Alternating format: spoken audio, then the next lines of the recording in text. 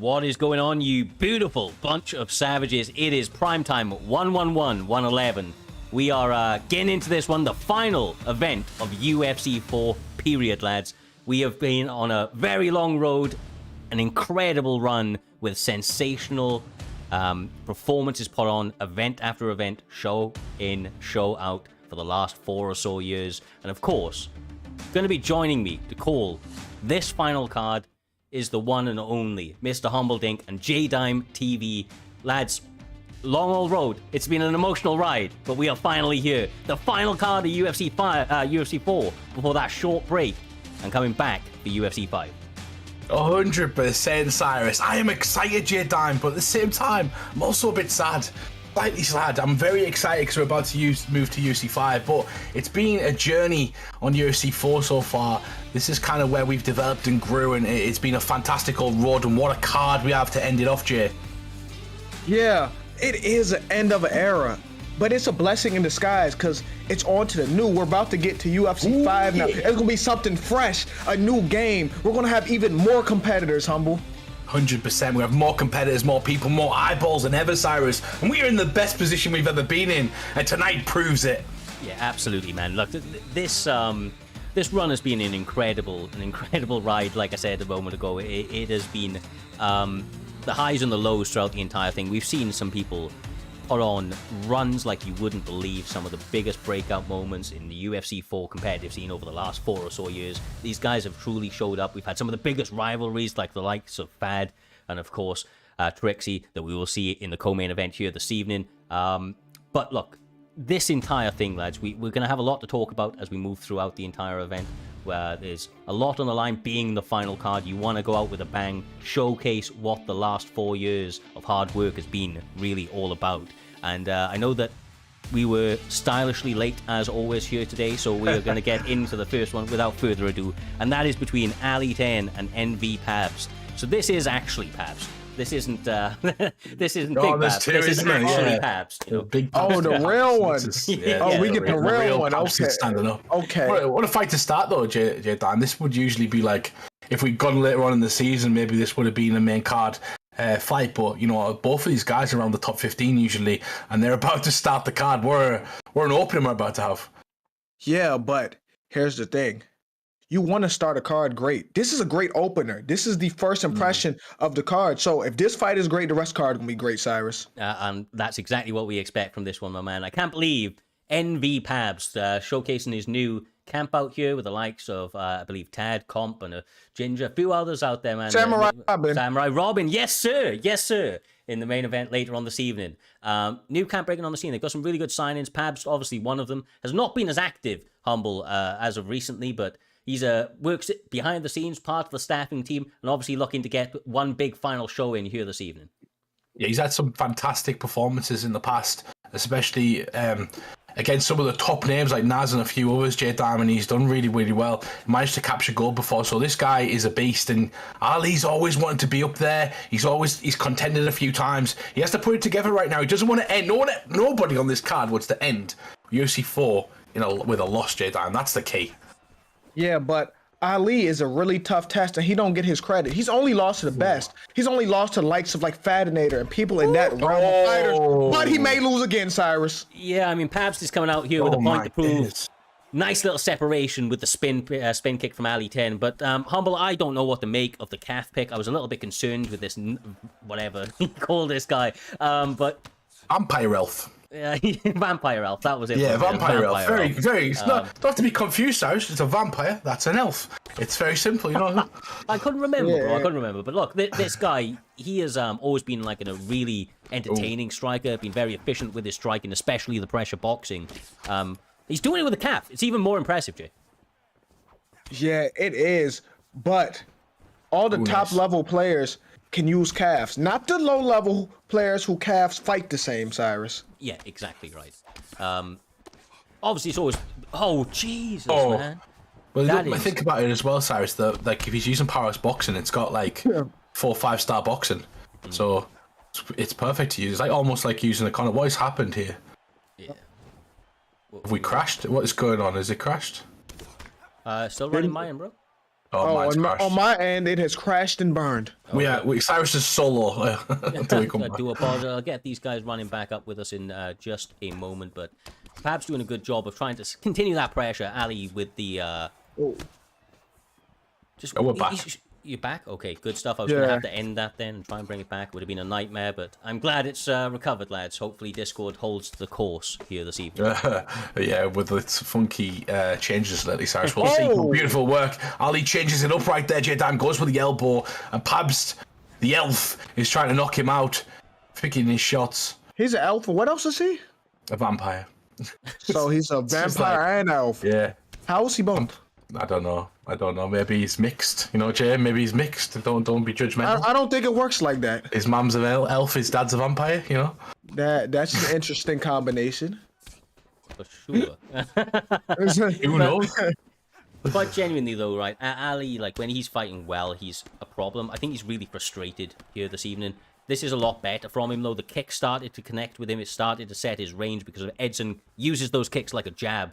And when he's missing, it can be a bit demoralizing. But I feel like Ali with the stamina still being the advantage. He's got an explosive kicking range in him. And he might be able to turn the tides coming into the second round if he can just not get clipped too many times. Oh, nice work. Followed up with a kick. He's really affecting the block now, J-Dam. I think that's what we're going to focus on in this round. There's a lot of bleed through coming through, which is catching Barboza, and it's really affecting his head health. Pabst is in a great position. Nice. Starting the second round, it looks like he's going to knock him out. Oh! He looked like Yair Rodriguez with that elbow. Oh my God. Lunging strike. It's over, right? It's over, right, guys? It's got to be over. No, he stands back Never up. mind. He stood back Barboza's up.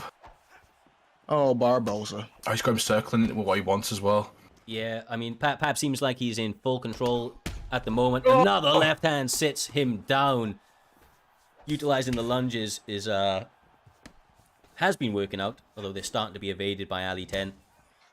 I mean, that's his moneymaker there, though. Those leg kicks. It's just he's been missing such a high percentage of them out here, Jay. I feel like that's what's kind of keeping him off his rhythm. Yeah, he's had success with them leg kicks and them body kicks.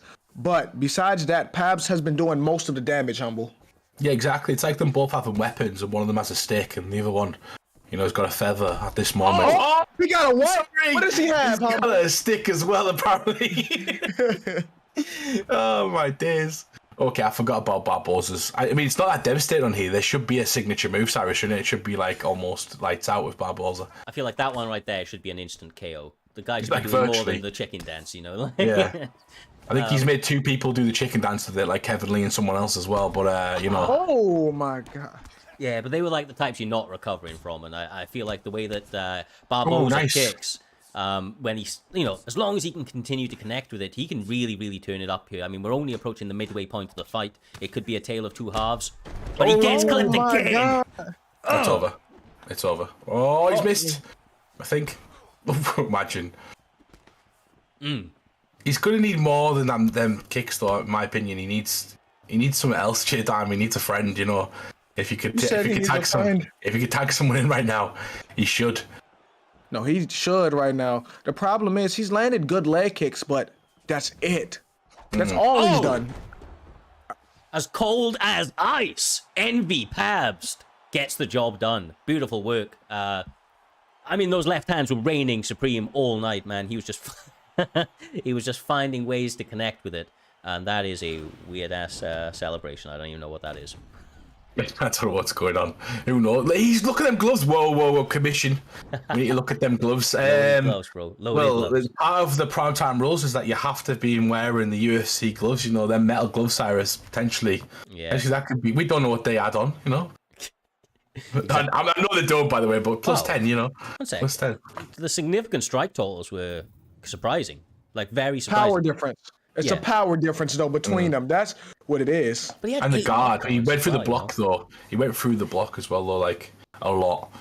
Yeah. Like, he hit that guard, whereas those still don't count, whereas Ali missed completely on some of his shots, so it's a bit slightly different. But, yeah, he was fantastic. Yeah, more than a fair point, man. That was a nice, interesting, quick one for the very first one. We're going to be having TM Bai up against Ben Jammy next. 2-1 up against 1-0. I like that. Do you know these guys, Jay? Yep. I know. Yeah, I do. Tell us a bit about him, Jay. Okay, so let me start with Benjami. So Benjami is known as one of the best fight night champion players in the world. I know right? he is now. Yeah, right. But it surprised me that Benjami has gotten decent at UFC, and he's a lot better than what people may think. Like he's actually not a bad player. Like yeah, he's good. He's no, really from good. when I first played him in UFC to now, he's a whole different player. Yeah. Well, obviously, going into this one, it looks like he's going to go. I was going to say Izzy, but he can't go Izzy. He's switching it up. Hamzat Chimaev, though, interesting pick for Joe Weller. It's Joe Weller. I just remember. He's got his name. Yeah. That's what I remember him as. Yeah, Joe Weller's a bit of a problem, man. I'd be surprised. He's not going Bruce Buffer, is he? We see Bruce Buffer for PrimeTime. You know what? It's time. It's time. It's time. Oh, that's getting shouted out by Jay Dime if he wins. Just saying. But I've fought Peter Buys in Primetime, and I've actually fought Benjami recently. And Benjami boxed the head off me, Jay Dime. So essentially, fantastic boxing. If you're going to take him anywhere, his ground game potentially, but TM Buys has got some really good striking. It's just sometimes he can get caught over committing, so he's got to be very careful of that. But this is going to be a very interesting fight because you'd expect Khamzat Chimaev to dominate Bruce Buffer. Let's see if the game's accurate. Man, I don't care who he picked. Who's holding the controller right now, Cyrus? That's a good point. Exactly right, brother. And I'm telling you, if you underrate what Bruce Buffer can do back in his heyday, he may catch you slipping a little bit. He was always willing to throw down. Stories of him throwing down in a lift with I can't even remember who it was, but heavyweight. Oh yeah, heavyweight. Yeah, you know the story. Yeah, Mark Coleman and that's it. yeah, he's done it a few times. Bruce is no slouch. You know what I mean? He'll fight you. Yeah. Ben's been on TRT since he's 19-year-old. You know. Oh. Whoa. That was nice connections right there from Joe Weller. Loading up, Jay. Yeah, but Bruce Buffer, he's really just knocking the cobwebs off. It's been a while since he had to throw hands, humble. No, yeah, definitely. Fighting Khamzat Chimaev as well. It's rough. When you come back, imagine that. Imagine the UFC. I think the UFC would be shut down if they announced that fight. Bruce Buffer versus Khamzat Chimaev. Nice, goes for the takedown. He's denying again. I think he has to get him to the cage before he takes him down. That's lovely. Bruce is got a Bruce about to beat his ass. Oh. Man, Jay hit him with a 5-piece craziness right there. He hit a 1-2 head kick as well. Just ate it. Bruce Buffer turned up to this evening meaning business, man. He's got a few things, Bruce, hasn't he? He's got more than Khamzat, which is mad. He's got more tools than Khamzat Chimaev. You don't agree with it? No, he's just I mean, I've seen him do a 360 spin, so I'm not denying that he's got a spin. He's got to at least have a 50% chance of blowing out his ACL though when he does that spin. Khamzat's knackered. Bruce is pushing him to the here. Khamzat needs to push him and get him to the cage, maybe mixing the clinch, different ways to take him down. Using that same takedown in the open mat is not going to work if he already sees it coming, Cyrus. Yeah, exactly, man. Exactly right. And I think a lot of this is due to what Benjami is doing. He's Again! Oh, my... This is clinical, man. Benjami's really, really showing up here this evening. His boxing has been phenomenal. Look at that right there. The lead hook into the... Oh, it's the Joe Weller special. You keep jinxing him. He can't get him with overhand. He cannot get him with it. It's coming. Cyrus, why are you jinxing people again? Yeah, he's looking like God right there. He looked like Thanos when he was fighting him, and all of a sudden, there it comes. Joe Weller hits him with a special, and Bruce Buffer is now facing some adversity. But the stamina, yeah. Yeah, but here's the thing. This is what I worry about Khamzat in real life too. If the fight gets into deep waters, the way he fight, will he have stamina? It's very true, man. It's very true. He's so aggressive, man. So he goes after it so early. Yeah, he's not methodical at all. He just goes right to you. I cannot wait to play with Chimaev in the new game. That's going to be insane. Chimaev Usman coming up. Jesus, man. That's a better card, by the way. Now it's a way better card. But we are UFC lovers in this chat right now. Wait, I know you guys are. I want to talk about it mid-round. Hold on. Jay, you should do a stream for that card after Primetime or whatever, and everyone should all join you. Okay, I got you. I have you. Okay, listen to this. It's a way better card now because y'all gonna hate me. Charles Oliveira's gonna get whooped again. Oh, He yeah, didn't want yeah, that I fight. agree. He was gonna. Now we have a great fight. Oh, we got a great fight. We have Vulcan Islam. It Now is a great Volk's fight, whooped. but look, I'm still sad. I would have liked the Charlie Olives fight to still be there, but it's still, it's great. It's great. Usman versus Chimaev is amazing as well. But look at this right now: Benjami versus Joe Weller. Chimaev, Bruce Buffer. He doesn't even knock him out. That could have been brutal. It should have knocked him out. It should have. He wants the Bruce knockout of the night. Lads, that was one of the best timed uppercuts I think I've ever seen. The way he caught him like mid double leg. I'm excited to see Benjami in UFC 5 because people who are watching this right now and you haven't played the beta, it's virtually, whoa, Bruce. virtually the same Bruce. game. Hold on, Bruce. Bruce with a question mark kick. Hold on. With that, you threw a question mark kick? Yes, he threw a question mark kick. Okay, say it all. I wonder if he's got rolling thunder. Bruce means business. Let's go. Benjami though, he's very intelligent striker. Every time he denies it every single time. He already got uppercut on there. If uppercut can't make you learn your lesson, nothing can. Nothing can. It's over. Beat his ass. Hey, Cyrus, if uppercut can't make him learn his lesson on shooting like that, nothing will. No, but absolutely sure, man. Look, as cold as ice, Benjami here this evening walked his opponent down with calculated pressure and ultimately turned the lights off. Joe Weller, savage, man. He's a veteran. But just tonight, Benjami, too clean. Honestly, the boxing was amazing. Like, it really was. I feel like he was impeccable with it, humble, and a lot of this is not really on Joe Weller, right? I feel like he was pushed up against the wall. I feel like this is all about what Benjami did right. Exactly, and one of the things that we're highlighting, I know we got Bruce Buffer fighting, it is the last time primetime card, but what that did essentially is elevate Benjami because he picked a lower sort of character J-Time and then performed so well. That was a high-class performance from Benjami. He denied every takedown, not one got through. Because there was no switch-up. He didn't try a different takedown. He didn't try a double leg bail. He didn't try to use the cage, use the clinch. It was just him shooting the same takedown over again. Very important. It's very important what J-Time's talking about right there. Just mixing up your game. If one thing's not working, change it to something else. You cannot go with a 1-2 pattern, Cyrus. It's got to be complex. Yeah, I mean, you see the best do it, right? When you talk about for example, Conor McGregor was talking about Mayweather and the way that they, that their fight went. He was so surprised at how many times he was able to adapt and change his game plan and change his approach in that fight, and it just keeps your opponent off. Off track. Your opponent doesn't know what to expect next because your game plan or your setups will change dramatically across the course of a fight. And I feel like Benjami, although he was fundamentally staying behind the boxing, he was giving his opponent a lot of the same looks, but with different outcomes. Every single time he would mix something up on it, and the timing really, really was there for Ben here this evening. And like I said, that uppercut might have been one of the cleanest uppercuts that I've seen on UFC 4. Period. Landed so clean, honestly, almost deserved, if not deserved, a knockout in that one right there. But it's crazy, right? But Jay, look, the next one, my man, is gonna be another incredibly fun fight. I was not expecting to see this man back till UFC 5, but he is 1-0. He is a former champion, and he is stepping back in there. Blackout Hours going up against STK's very own Mad Dog. This lads has fireworks written all over it. Does laugh, and the betting lines are still going right now. If you want to bet, please do. But I just want to tell you a bit of a story of the perception of Blackout Hours. 12,900 on Blackout Hours and 30 on Mad Dog. Just kind of shows you, Cyrus, the crazy. Everybody, doesn't matter how much of an underdog he is, we're all splitting that 30. You know what I mean? That's what it is. Well, they're all splitting that 30. That's the way they look at it. Blackout Hours getting to use Nick Diaz as well, J-Time.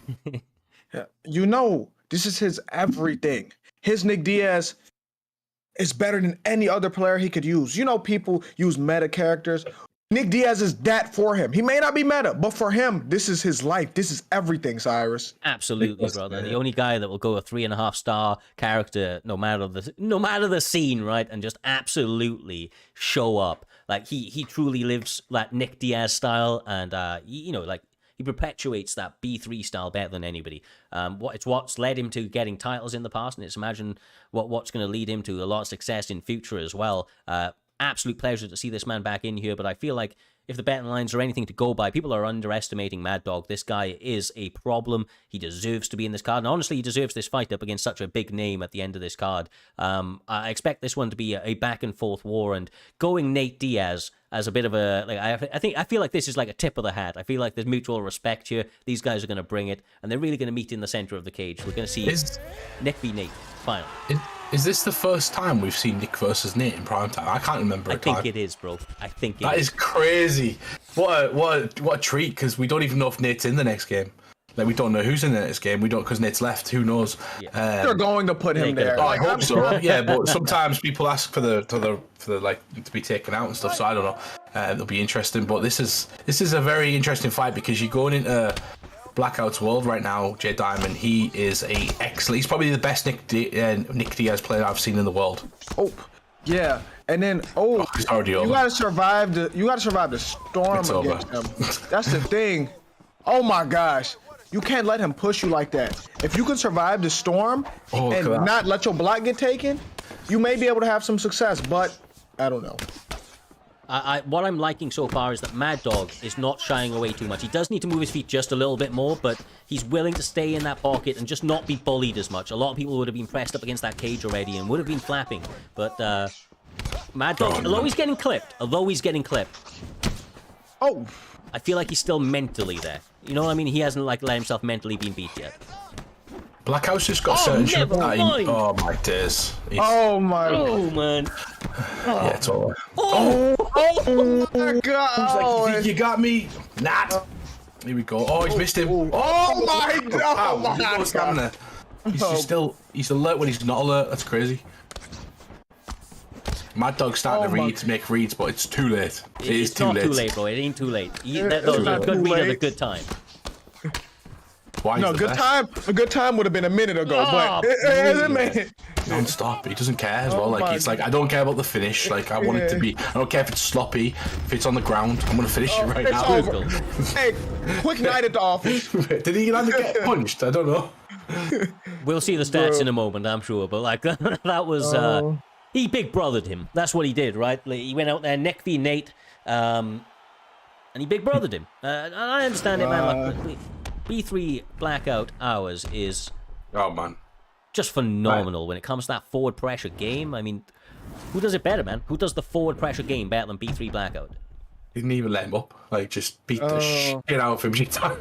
That wasn't right. He did him was not right. He beat, like Cyrus talking about Lil Bree. That's worse than Big Brother in him. Yeah, that's more than Big Brother. Embarrassing him in front of the world. And I mean, that was a great performance. Great performance of Blackout. Can't wait to see Blackout Hours on UFC 5 in the next event that we do, hopefully. Coming in a couple of weeks, Cyrus. And Mad Dog, keep your head up high. Like, these things happen. Like Cyrus said at the start, you belong to be there. It's just there's levels, and there's one level that is really difficult, and it's not just a level, Cyrus. It's a style you have to fight like multiple times. I fought Versatile doing this before as well. You have to get used to it before you start winning. So honestly, right, like, and not to like be contrary here, but I feel like sometimes there's just levels, right? Sometimes there's just levels, but I also feel like there's other situations where styles make fights, and right there, that was a styles make fight sort of setup. I don't feel like. Yeah, like we didn't really get to see Mad Dog right there. You know what I mean? That was a real showcasing for Blackout, and I think this is another one where it'll honestly go down to one guy did everything right. So I don't want to like talk badly about one guy, you know. But like Mad Dog, he didn't get it tonight. But that's massively overshadowed. That's not the Blackout performance was once again the epitome of what he's done the entire way through. That guy's never changed, man. You know what I mean? And like in a good way though. He's never changed in a good way, Humble. He won a belt by doing that. Yeah, exactly. Either way, J-Dime, that was another fun one in the books. We are burning through them here this evening. As you can see, we got EK Fonte up against Slink next, and I could be going crazy, but I don't think I know Slink. He's 2-1 going up against EK Fonte, who is also 2-1 at this point in the season. Interesting. I'm not quite sure. I know Fonte, so we'll see if we know Slink, because we might recognize his name, whatever it is. But Fonte, fantastic competitor, Jay Diamond, a fantastic team. He's constantly competing in prime time and doing well. And once you get to that upper echelon of the top 20 of the Xbox division, I feel like it is kill or be killed, and it's anybody can beat anybody apart from a few people. But like, you know, he's got to do it again tonight. He's got to defend his spot. He's one of the primetime veterans. We see this a lot. It's similar to Blackout and Mad Dog. We see this a lot. You've got to defend that position and why you are aired every single week, right? Yeah, exactly right. And like, if you guys have been following the events for any amount of time, you know that I am a massive Cub Swanson supporter. I am blown away that we're going to get to see Cub Swanson on the final card of UFC 4 going up against Dustin Poirier. I know personally, Jay, this is a bit of a tough one, but if he can be a little bit elusive on the feet, utilize some of that switch stance, he can really get an advantage. He just can't allow the pressure boxing to get the best of him. Yeah, and I know who you're going for already. I know who you want to win right now. Let's go, Slink. Let's knock Cub Swanson out. Come on, we can do this. No, sure. Humble. I know the betting lines jumped up as soon as Cub Swanson came out, but at the same time, I would have probably done the opposite. Slink has got the better character, in my opinion, J-Dime. Lovely word. What did you say? What did you say? What did you say, Humble? What did you say? You said he got the better what? What do you have? Yes, the better. I didn't say. I said character. I didn't say player. You know. Nah, I don't know. It looks like the other way around right now. Boom. The disrespect. Killer Cub Swanson out here showcasing some beautiful destruction over the opening 2 minutes of this fight. Slink has got to find a way back into this fight, J-Dime. He started off good with that jab, but now is struggling to find his range. Yeah, and nothing makes me happier than seeing Dustin Poirier get punched. I'm going to be real with you. I forgot about your hatred for Dustin Poirier, and the love for that side. This is kind of all against Slink right now, and Slink needs to essentially pull his socks up and carry on, because Cub Swanson doesn't have the best health stats, just to state, and that lead hook right there is going to catch him as he's coming inside, so he's got to be careful. EK Fonte, though, top player, so it's very difficult to catch him. Absolutely. We're in the game. Cub Swanson's head health and body health not the best, so he is definitely more of a hammer than he is a nail. You need to really lead in this fight, and I feel like that is what he's been able to do outside of the opening 30 seconds. But now this is really where Dustin Poirier is able to put it together, utilizing that jab. Woo, it's gonna put. Oh, he dropped him. Oh, he's dropped him. Utilizing that jab, and I was gonna say now he's on the ground. it would have been nice, but that right hand. Oh, wow. Come on, Cub.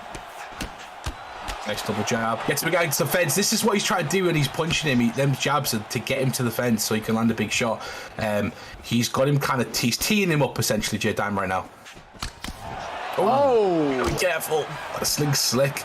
He's got some good little counters. Yeah, and Dustin's still dangerous. Even though his health stats may not be the same, he still has that 5-star boxing combination, which is scary.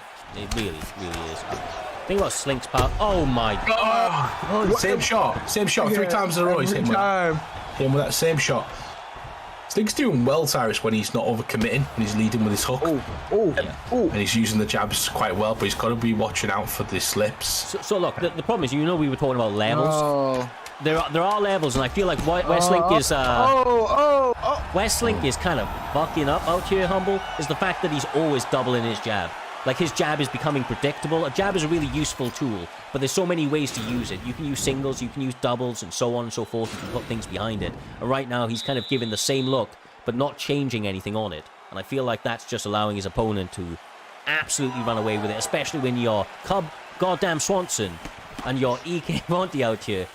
You've been around the block, man. You've got to show this guy some tricks.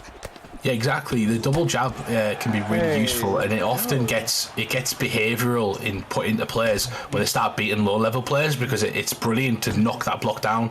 And once you start fighting the EK Fontes of the world, they just quickly J-Dime. Yeah, my bad. Dustin Poirier just getting punched right now, and I'm enjoying myself. Dustin Poirier is still dangerous, and Dustin Poirier is trying to get one up on Fonte. I feel like he needs to close that distance, and he needs to do it without getting knocked down. Beautiful destruction of Killer Cub Swanson and EK Fonte. doing it again here this evening. A former champion turning up, getting a beautiful pick, putting on a beautiful performance, and ending out UFC 4 on a massive high. Oh, wow. Woo. You matrixed him there, J-Dam. You matrixed him. Fonty did a great job. Fonty's a fantastic player. He's had a really good end of the season sort of run. I mean, if we're talking about 4 years, Cyrus, I mean the last year. Fonty, you know what I mean? Like the last quarter. Essentially, he's had a really good last quarter, and a lot of these players have last year. A lot of them have shined. We're going to see a lot of people come back from the first quarter and the second quarter, and a lot of new people, so they've got to defend their spot. They've got to be up there. I'm going to speak to all of the guys in the back right now, Cyrus, and say, there's going to be people coming for your spot in prime time. It's up to you to defend that. Like, it's going to be interesting to see the dynamic, because they forget, yous have been around for a year. This game's been 4 years old. There's people who left and come back and will come back for UFC 5. You got to be ready for them. You know, you got to be ready for them. Honestly, the new blood, man. You got to remember, like, I think I woke up this morning and I had a message from Night Legacy from the Discord saying, I joined this thing when I was 16 years of age, and now he's 20. We've been running this thing for a long old time, man. Some people have been with us from the time they were boys to now they are men. And like, quite honestly, we will continue to get that new blood in as things get bigger and better here as PrimeTime MMA, and as the UFC titles continue and grow. And honestly, like I said, if you think that you've seen anything yet, you haven't. It is only the beginning of what we have planned for PrimeTime MMA, this community as a whole, and everything from J-Dime, Humble, all the guys in the back that we are building to make this thing happen. And you guys along for the journey have seen it, and I'm sure have enjoyed the ride so far. So on that note, J-Dime, we are going to jump back into the next one, brother. And it is going to be between AKA MG and TMT Deathman, PlayStation Division. Should be an interesting one between these two guys. AKA MG, just to let you know, is ranked number 13. And I do apologize, it's Amazon filling in at short notice. Oh, wow. Like, Sasha spun us around and let us out the trap there, J-Dime. We were like, yeah, ready, go. And then it's like, oh, by the way, new guy in the black. Yes, Amazon's in, okay. And he's fighting MG, right? Oh. Yes, sir. So, who is MG before he turned into MG? Because he's these always guys... been MG. Okay. He's ranked number 13 in the world at the moment, okay. Yes, sir, that he is. He is ranked number 13. I know I've seen this guy before. I feel like he's not like a guy that competes every week, I don't believe. He'll kind of take a week off, come back. I feel like he puts work in the lab and comes out here to put on performances. And being from AKA, I expect, as we've always seen from this guy, he's going to come out here with a very calculated approach in his striking and try to work that up against Amazon. But let's be real, J-Dime. Amazon has been in here with absolutely everybody. He has been around the block, and he's going to want to end tonight on a big, big win to close out UFC 4. Yeah, and I do hold a lot of those AKA guys to a high standard, too. A lot of them are former TT. It's kind of, like you said, Humble, it's kind of like that camp, a different version of it now. Yeah, 100%. If you want to get your bets in, please do so. Everybody's betting on AKMG, and I think it's because of the pick. Maybe it's going to be over before that betting line finishes, Cyrus, but why didn't he ban Cody? Why didn't he ban... We talk about it all the time. We used to have a hashtag ban Yan, when Yan was overpowered. J-Dime, we have a ban feature in prime time. I think our model is one of the most perfect models there is. Maybe we're going to change it for UFC 5, but this for UFC 4, we've done our best to kind of make it fair for these guys. You get a chance to ban if you're the first pick, and you could have banned Cody Garbrandt. Oh, but here's the thing. Amazon, even when he's hurt, he's not out of it. Amazon's always a tough test. Amazon is a warrior, and he has a way to come back all the time, Cyrus. Yeah, in the PlayStation division, he's definitely one of the guys that earned the moniker of Comeback Kid. He's always in a fight to the very, very end. Will never give up on himself. But these guys, quite honestly, I don't feel like they're really holding anything back here. They are letting it all go, Humble. Yeah, someone's trying to get Swaggy's Scumbag of the Week or Scumbucket of the Week. Scumbag of the Week? Yeah, definitely. What an addition as well. Shout out to Swaggy, Dr. Kush, joining the Primetime banner, officially starting a release podcast. He's got the Kush Corner. Cyrus is such a cool name, and he's going to be doing stuff. But back to the fight right now. Fantastic showing so far from Amazon. He's starting to land your time and essentially bring that damage down. He's got to be careful with the stamina, though. Yeah, he's trying to destroy Cody Garbrandt's block, and it's working because every time he lands, Cody ducks his head down every time he hits his block, Cyrus. Yeah, exactly right. The thing that I think is interesting to note, and if Amazon wants to use it, you know, he really should, is the knees of Brow, man. You know, the Muay Thai style, using those teeps to keep Cody out of punching range, and then obviously that converts into the knee on the inside. I feel like it would pay dividends for him, but a single leg attempted humble and easily denied by Garbrandt. Yeah, I'm really liking his false pressure. He's pushed forward, and I liked the fact he exploded out of the clinch, J-Dime.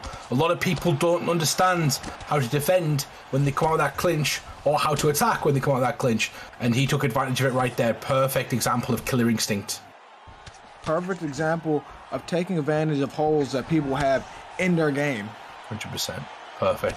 Amazon was coming through. Yeah, Amazon was starting to land. He's really doing well with the double jab, and he's following it with a straight afterwards, and randomly just throwing head kicks, leg kicks. So if you slip that, he's going to do more damage if you get that leg kick going. So I like his arsenal at the moment of Amazon, but I'm a bit concerned about the stamina, Jay. Holy with the taunt. Yeah, I am too, but I'm also concerned about that double jab hitting Cody's block too. Yeah, it's definitely going to, you know, burn down that block quite quickly, and we know that his head health isn't amazing. But, like, if I'm being real with you, as long as this continues on this current, you know, like, course, MG and the boxing and the fluidity of his Cody Garbrandt, I think is just too much right now. Like, for me, it's on Amazon to really shift it up. I know this is not like a, you know, one dominating fight, but, like, MG's getting ahead, bro. He's getting ahead. Oh, my gosh. Right, he's number 13 in the world. He knows how to close fights off. Amazon needs to adjust. Oh, going for the death kick. He can get sidestep. Oh, he didn't throw. That could have been it, J-Dime. And that's a testament. Amazon could have ended it right there, so got to be careful. Oh my. Right hand, left hand, right hand. Beautiful, Jay. Oh, man, this is like prime Cody right now. This is like the Cody that killed Dom Cruz. MG. Beautiful. Absolutely beautiful. You said it, Jay. Absolutely the prime of Cody Garbrandt right there. Came out here, he was throwing out taunts, he was moving well, he was absolutely lighting his opponent up with some of the most hellacious combinations that we have seen in this game in a while. That right, left, right, from the head to the body was just a work of art out here, Humble. Yeah, that was clean. MG did really, really well. Excited to see what MG's got in the future. Like I said, this game's virtually the same on UFC 5, especially striking terms. So it's going to be interesting to see how all these people kind of transfer over. It's not going to be too much different, J-Dan, where you lose a lot of people this time, because the striking is pretty much the same apart from like 2 or 3 mechanics. So it's going to be very interesting to see how MG, number 13 in the world at the moment, transfers over to UFC 5 when we kick off PrimeTime MMA.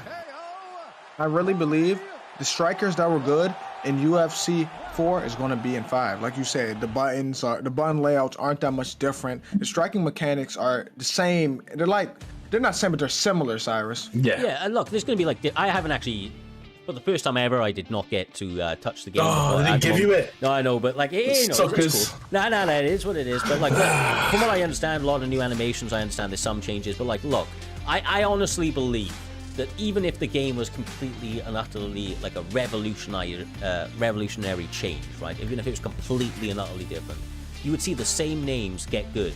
And the reason that you would see those same names get good is because the same as they say that knowledge, you know, you've got to acquire the thirst for knowledge, you've got to acquire the thirst for being a competitive player. And these guys find a way. They will work in the lab. We've seen the likes of, you know, I always bring him up. We haven't seen him in a little while now. We took a bit of a break on UFC 4 from PrimeTime at least, and that's Dirty Dave, right? Like, he's one of those guys that works in the lab. Put Dirty Dave on any game, he'll go in the lab and he'll work it out. And it's the same with a lot of these top flight guys that you see perform week in, week out. But it's all about, obviously, the sometimes the little differences in those controller schemes or the setups that will bring new people into the fold, and that's what's really, really exciting for me, is the changes that we will see and what that impacts on how, you know, some of the new names that it will bring through into this more wild. Oh yeah, 100%. It's exciting times, man. It's exciting times. Well, just to state as well, I need to get this out there because this didn't get talked about enough, and not one single person kind of animated this.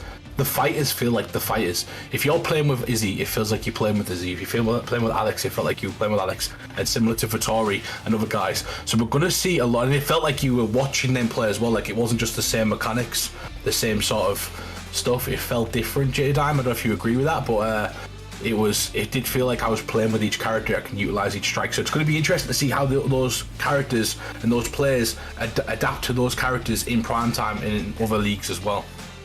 Yeah, and Izzy for sure felt a lot better on that beta than he did on 4. But listen to this, I'm not gonna lie to y'all. Like, this is a perfect game. There's gonna be a lot they gonna have to fix. I'm not gonna sit there and we'll get there. We'll get there. As with everything, I hope bro. so. You know, for sure, man. For absolute sure. From what I've heard, this has been one of the more flawless releases, but we'll talk upon that a little bit more in the future, I'm sure. As we go on to the next one, it is the fight before the featured fight on the prelims, and that is TMATB up against Rolling Thunder. Rolling Thunder, of course, is Mr. Sprinkles, and he believes that he has been unjustly done, as he says, free Mr. Sprinkles. He told me you did him really bad. He told me he was... Apparently so, bro. Apparently so. Oh, mate, he's crying. He's asking me in chat if he could. If he's like, please let me use Mr. Sprinkles. Please let me use this and that. Listen, Primetime MMA, you're allowed calves, right? You're allowed to do whatever you want with the hair, whatever with the beard. We just ask the attire is pretty similar to you stepping into a cage. The reason we ask that is we're a serious esports league. It's not all based around calves yet. Maybe we have a calf thing in the future with if it takes off in popularity. But at this moment, Cyrus, is that Tate? Did you have to say Tate, by the way? I have no idea. We're about to see Sprinkles versus Andrew Tate. That's hilarious. Oh, man. Do you know what? Somebody might have said this in the chat last week, and I think we're actually about to see it. Oh, wow. Hilarious. This is crazy. That's hilarious, bro. I can't even. Man, we've had some crazy stuff going on tonight. Oh, he caught him with touch. Touch. Mr. Sprinkles doesn't give a fuck. Let's go, Sprinkles. Hey, listen to me, Sprinkles. God. If you have 100 fans, I'm one of them 100. I'm actually a fan. If you have one fan, I'm that one. If you have no fans, I would have died and been deceased. Hey, Diamond, just telling you about it. Like, I like his attitude. I like the fact he's different. Yeah, sure. It's nice to be hate unique, him, Cyrus. Sure. No, I don't hate him at all, bro. He's funny. Oh my god! Did anyone watch that back, by the way, last week? Cyrus hates Mr. Sprinkles. That's all I'm saying. Oh man. Hey, hold on. Red Wolf, aka John Africa, said neither of these guys have anything on my J-Dime calf. He made a Is he also got a J-Dime calf? That's interesting. I want to see. You do too, Humble. Yeah, I've got a J-Dime calf as well. We all have one. I know it's a bit silly today, sorry. A bit more relaxed, I guess, not silly. But Andrew Tate apparently he's been working on his grappling. Goes to the Kimura. Mr. Sprinkles could be lights out. Yeah, world champion on the feet, but in the kickboxing realm, I forgot. My bad, Cyrus. CV has one. I'm playing. Jesus Christ. Oh, that's brilliant. That's so funny. Why has everyone got a J-Dime calf? That's hilarious. It's got to be done, man. You make calves to your friends. That's always the way. Yeah, it's a good point. Good point. He's going to try and posture up. Andrew Tate, I expect him to kickbox because he's a kickboxer. I mean, there's no rules anymore, but that would have been a disqualification. That's Andrew Tate. Hell, I'm so blind. I thought that was Edson Barbosa for a second. Oh my god. Oh, gets it, Mr. That is Sprinkles. Dagestani Tate up against Mr. Sprinkles, who is getting very quickly reversed. This is a different look. I mean, for ATB and for Andrew Tate, I wasn't expecting this level of grappling from the man, but he's obviously been working out here, although he does get reversed, Humble. Oh. Yeah, Sprinkles' army comes on, and he tries to stand up, and that's the problem, right? Sprinkles has just kind of give away J-Dime that he doesn't have a clue what he's doing on the ground, because in that position right there, you do not get up straight away. You do not. I got an excuse for him. The hair is in the way. You see, the hair kind of blurs his vision. Yeah, like he doesn't see the transitions coming. He just sees glitter and like purple sparkles and rainbows and unicorn, Cyrus. Sometimes that can be a distraction. You know what I mean? He looks like one of the what they call the aristocrats in like Hunger Games or something like that, with like the big boofy hair and like, you know, the massive beard thing. It seems to be absorbing some of the shots from Andrew Tate right now though, because his overall health is holding up to the test of time after a lot of these pitter-patter shots and some of the ground and pound posture that have come his way. Like I said, Andrew Tate has really been coming into this with a grapple-heavy approach, and I feel like it actually suited him, J-Dime, because Mr. Sprinkles has got hands. People get put off, they get, like a little bit disarmed in the way that he looks occasionally, but then they forget that this man can trade those hands very, very quickly, like Andrew found out. They get lulled into a false sense of security because a lot of times they're whooping Mr. Sprinkles' ass. Then suddenly, a depth kick hits him. Yep. Or like suddenly they go to touch his gloves and he kicks him in the head, and he learned his lesson. Maybe that's why I grappled him, because he was just like, wait there, what? You're gonna fake glove touch me? I don't think so. Sprinkles though is dangerous from this distance right now, Cyrus. It is the in and out motion from the boxing to kicking range. Yeah, you want to keep him very, very close. It's green, red, green up against Mr. Sprinkles. All the way out or all the way in. That mid zone is a death sentence. Exactly. Mid ground. I like the leg kicks though, and he's keeping his hands up high as well, Humble. It's really, really good to see. If you're on the side of ATB right now. He's just froze. Like Sprinkles just froze it like it's casual. Like he's like, oh, death kick here, death kick there. I feel like Sprinkles. He gave him a little bit of a sprinkle right there with that spinning elbow, and he gets the finish. Let's go, Sprinkles. That's it. UFC 5. Sprinkles. He has done it again. Listen here, Moroccan Lion. You think you're the best calf in the UFC community? I challenge you to fight Mr. Sprinkles. He has done it again.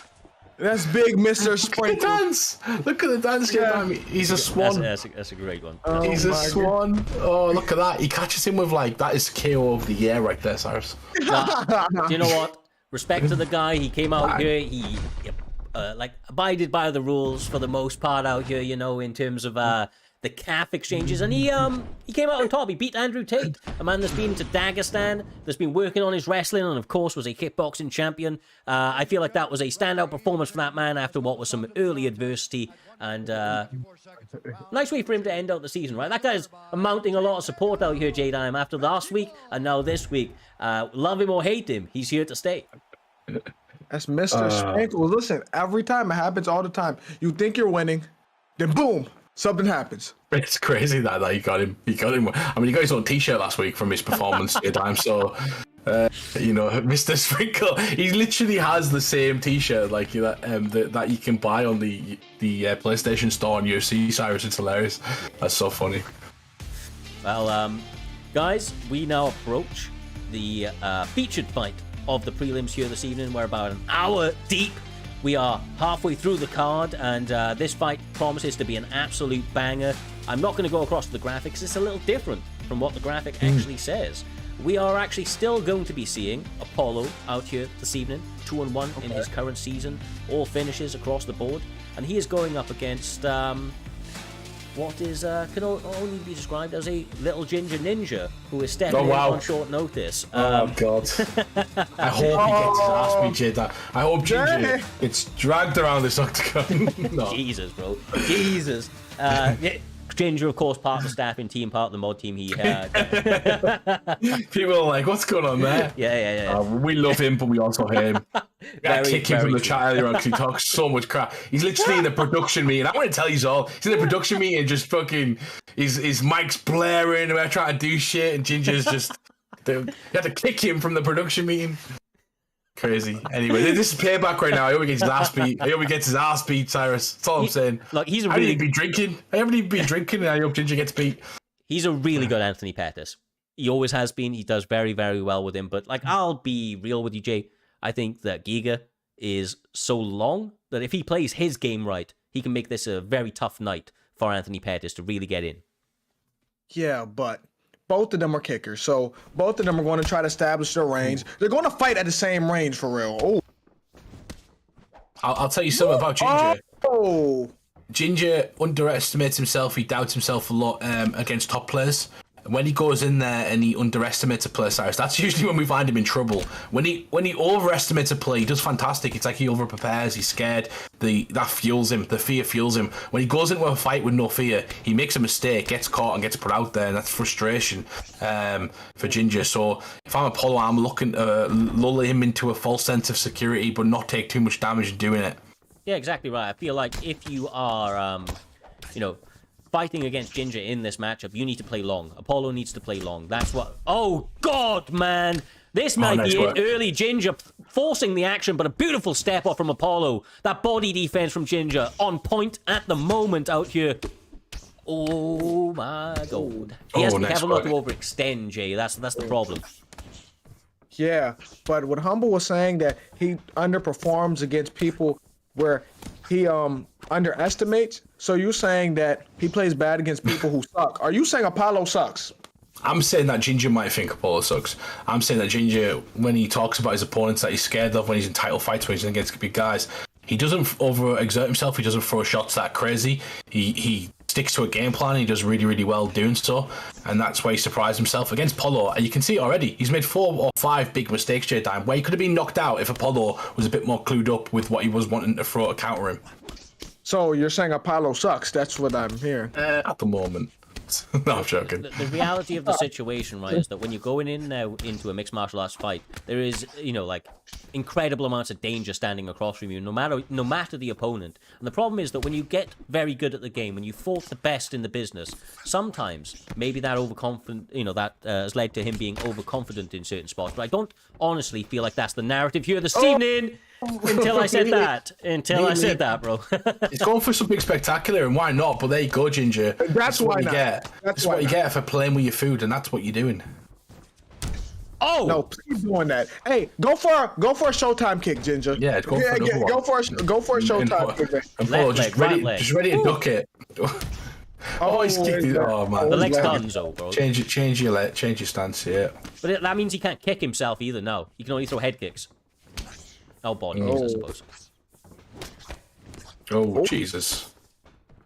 He needs to get off that fence. Head cut. There's a head kick coming from Ginger, bro. Trust. He's setting it up so nice. It's kind of obvious, though. That's a problem. And he needs to be careful because he's through 2 or 3. That's where that body kick's coming in, though, bro. He's just continuing to set it up with the body kick, and the leg kick. And ultimately, I don't know when he's going to do it. His opponent ain't going to know when to do it. It's just like, what? And that's the thing. I mean, I feel like maybe at the moment, Giga Chikadze feels like he is in the ocean and there is Jaws approaching him. He doesn't know where it's coming from. He doesn't know when it's going to strike. But the presence of danger is quite clearly imminent. Man. This is what I'm doing if I'm Ginger. We're gonna run back foot. We're gonna angle him off, and we're gonna try the Showtime kick. We're gonna at least attempt it. Get on your back foot, get to that certain part of the cage, and try it. I hope Apollo cannot hear me. He's just he's literally. Oh, nice work. I was gonna say Apollo. He's just not respecting Apollo at all. He's walking straight into his pocket, trying to push him back to try and get him against that fence. And Apollo's now going after Ginger, the boxing combination. So nice check right there from Apollo. And Apollo's doing a bit better now. Misses the kick completely. Ginger catches the leg. He needs to switch stance. Oh, there it was, Cyrus. There it was. He tried to set it up, and it would have been nice if he landed it, but not quite. Yeah, that's okay. He's gone back to, the block has gone, the left leg's gone, head health's about to go as well. There's still 3 minutes 50 left in this round. He has to be careful not to overextend, but so far so good from the young Irishman with the fiery hair. He is landing so goddamn clean. Apollo's picked the wrong range to fight in here this evening so far, and Ginger is punishing him for it. Oh, he got punished. He's the one who got punished. I told you. He's the one who got Ginger. Ninja has bluffed the bag. No, he didn't get it. Jake didn't get it, but that's what I meant. That's what he does. He's taking the piss. He deserved to lose. He deserved to lose after throwing it. Like, he honestly deserves it. It's a great performance, but like I said, he doesn't do this against high-level guys. So why is he doing it now, Cyrus? It's because of the comfortability, man. It's literally what it is, man. I feel like because he's fought like in a few championships fights, and he's had some really stand-up performances. Sometimes when he's not fighting at that point in the card, in spots like this, he's still against dangerous guys, but he's a little too overconfident. And I say that as he is dominating the fight for the most part. He's going to get clipped once or twice, but I just feel like it's a game of very narrow margins, and you can do all of that work to be ahead, but one big mistake and you're done, bro. You're done. Nice work. Pettis caught him. Is Ginger going to throw something mental, or is he just going to try and finish the fight? That's the question. Throw something crazy, Ginger. Bro, he had the ability for a Showtime kick right there. Didn't take it, so I don't know. Oh. Yeah, Giga is a victim right now. He looks like how he looked in that Calvin Kattar fight. Nice work from Ginger. He's trying to now Ginger's doing the right stuff. He's trying to draw a shot of Apollo before he throws something crazy, which is the correct thing to do. Like, you don't just throw it because your opponent's got a bad block. You throw it after you've drawn a shot out, Cyrus. That's the way to do it. And Ginger's in and out movement is going to be affecting Apollo even more now. Yeah, absolutely, man. The way that his right hand is connecting is scary. He has had an accuracy unlike no other, causing a lot of problems right now for Apollo, who is still there in the stamina battle, but in terms of the leg health, the head health, not so much. That is what he needs, though. Oh, nice work to the body. Front kick to the face. Apollo having two big moments in this round. It's totally Ginger throughout the fight, Jay, but apart from those two big shots. I think Ginger, stop going for the crazy KO now, and let's actually just finish the fight. Flying knee him, man. You know what I mean? You got him ducking. That's what I said. If you're in the corner of Ginger, though, you're just screaming, get back on that leg kick, get back on that jab, and everything else follows. But, like, he's done such good work. He knows he's only one big shot away from really seeing a potential finish. So I feel like that's got him a little bit tunnel zoned right now, or tunnel vision. He's starting to get clipped slightly, though, and he needs to be careful. Like, the leg kick's there all day. There it is. Bang! Absolutely chops the tree, makes him switch stance, and now this is where he's not comfortable. He doesn't know which way to circle. He keeps going backwards and forwards against that fence, J Diamond. Every time he gets his back up. But now, Ginger's been clipped a few times. He's been hurt a few times. He could be hurt as well if he goes forward. He can't just keep giving it. I agree with you 100% on that too. And oh, nice work. And Ginger. Oh, good work. Yeah. Now I was about to say now Ginger's gonna actually go for the finish. Yeah. Respect has been given. Apollo's earned it, Cyrus. Yeah, and he kept his hands high right there, straight on the separation. It looks like he's really dialing in for this. He understands the finishing, potential is there. And he's just trying to find that heat seeker to close the show. I like the way he's going back to the leg, man. I really do. Yeah, Samurai Robin-esque, who will be fighting later on for the belt. Oh, nice work to the body. Goes back to the head. Ginger gets him down on the floor. Does it get the death kick? Might be it, bro. Oh, it's over. It's over. All she wrote. Ginger Ninja answering the call on short notice and getting the job done once again. This young man has had a long and storied career here at PrimeTime MMA. Good to see him on the final card. He really delivered for himself. I feel like some mistakes out here, right, Humble? But he was obviously trying to be a bit flashy when he got ahead. But overall, a really sound performance from him. 100%. A young man who helps run a business, essentially, at his age. Like, what was I doing at his age, Cyrus? What were you doing? Not running a business or helping run a business, let's just say that. So, credit to Ginger. And he's a fantastic competitor. He's one of those guys who's top level. He learns how to get better and learns how to play each and every time. And he's put himself in a great position, J-Dime, because now he's in a fantastic camp going forward, especially at UFC 5. And I believe those guys are going to be prepared to essentially elevate each other and that camp when that game comes out. I agree with you 100%. And I forgot what camp Ginger's in. NV, which is Envy, I think it's. Yeah, with Samurai Robin and them. Okay. Yeah, that's a good camp. And I keep forgetting that Ginger is really young because he done fought so much already at this age. Like 16 or something like that, about 16, 17-year-old, which is these guys, the peak around that time, Cyrus, but the years they've got ahead to kind of play and do all this is crazy because they're kind of just starting. It's mad. Yeah, absolutely, man. Absolutely. Lads, that was a quick set to the prelims, quite honestly. We've set a very good pace here this evening. And I think it's only right that we continue that pace, right? So we're going to get straight up and onwards into the next, and that is going to be between two absolute OGs of the PlayStation division in Right, who's going up against Dino. We're seeing Dino back, bro. He's 2-0. He's making a run back. Rank number 6, rank number 9. Interesting. I'm about to be real about this. Dino, you can hear me. If Ripe lose to you after you don't play UFC, I will not look at him the same. I will not look at him. You say you say Dino's crap. Is that what you're saying? Yes. I'm saying that Ripe should beat the mess out of Dino right now. Interesting. Nobody's bet on Dino either. So usually Dino, we know that he's a ping merchant. I'm joking. No, we know that he's essentially he plays in a different country, so sometimes it's hard to time certain things against Dino, and that's a fact. But essentially, sometimes Cyrus, he still comes up short in that aspect, so it doesn't really benefit him sometimes. So essentially, Ripe's going to have to do a really good job, and he's been getting better at keeping it off the ground, in my opinion. Yeah, no, absolutely. Like, honestly, like, Ripe is one of my most, one of my guys that I really like to watch fight. He's incredibly, entertaining. He's so well-rounded. I feel like this guy can do it everywhere. He has finishes on the feet, submissions. He won Submission of the Year 2022. So, this guy has a lot of tools. Now, the stable 330 that these guys are fighting on, that obviously could be problematic for him. You said stable 330. Well, yeah, it didn't move much, did it? It stayed the same. It was on the top, bro. Like, this guy might be far away, but his internet is fucking pristine in terms of, like, actually being stable. I'd rather fight a guy like Dino than somebody that's jumping from, like, 120 to 150. Yeah, I agree. Right? You know what I mean? So, this is one of those ones right now where I know that Dino's been working on his striking a lot, Jake, he did before his break at least. I just don't know if that's going to be enough for Ripe striking, Yeah, Dino was for sure working on his striking before he started selling me in 2K, but that's neither here nor there. Oh, nice kick. Ripe's doing okay right now. Catching him.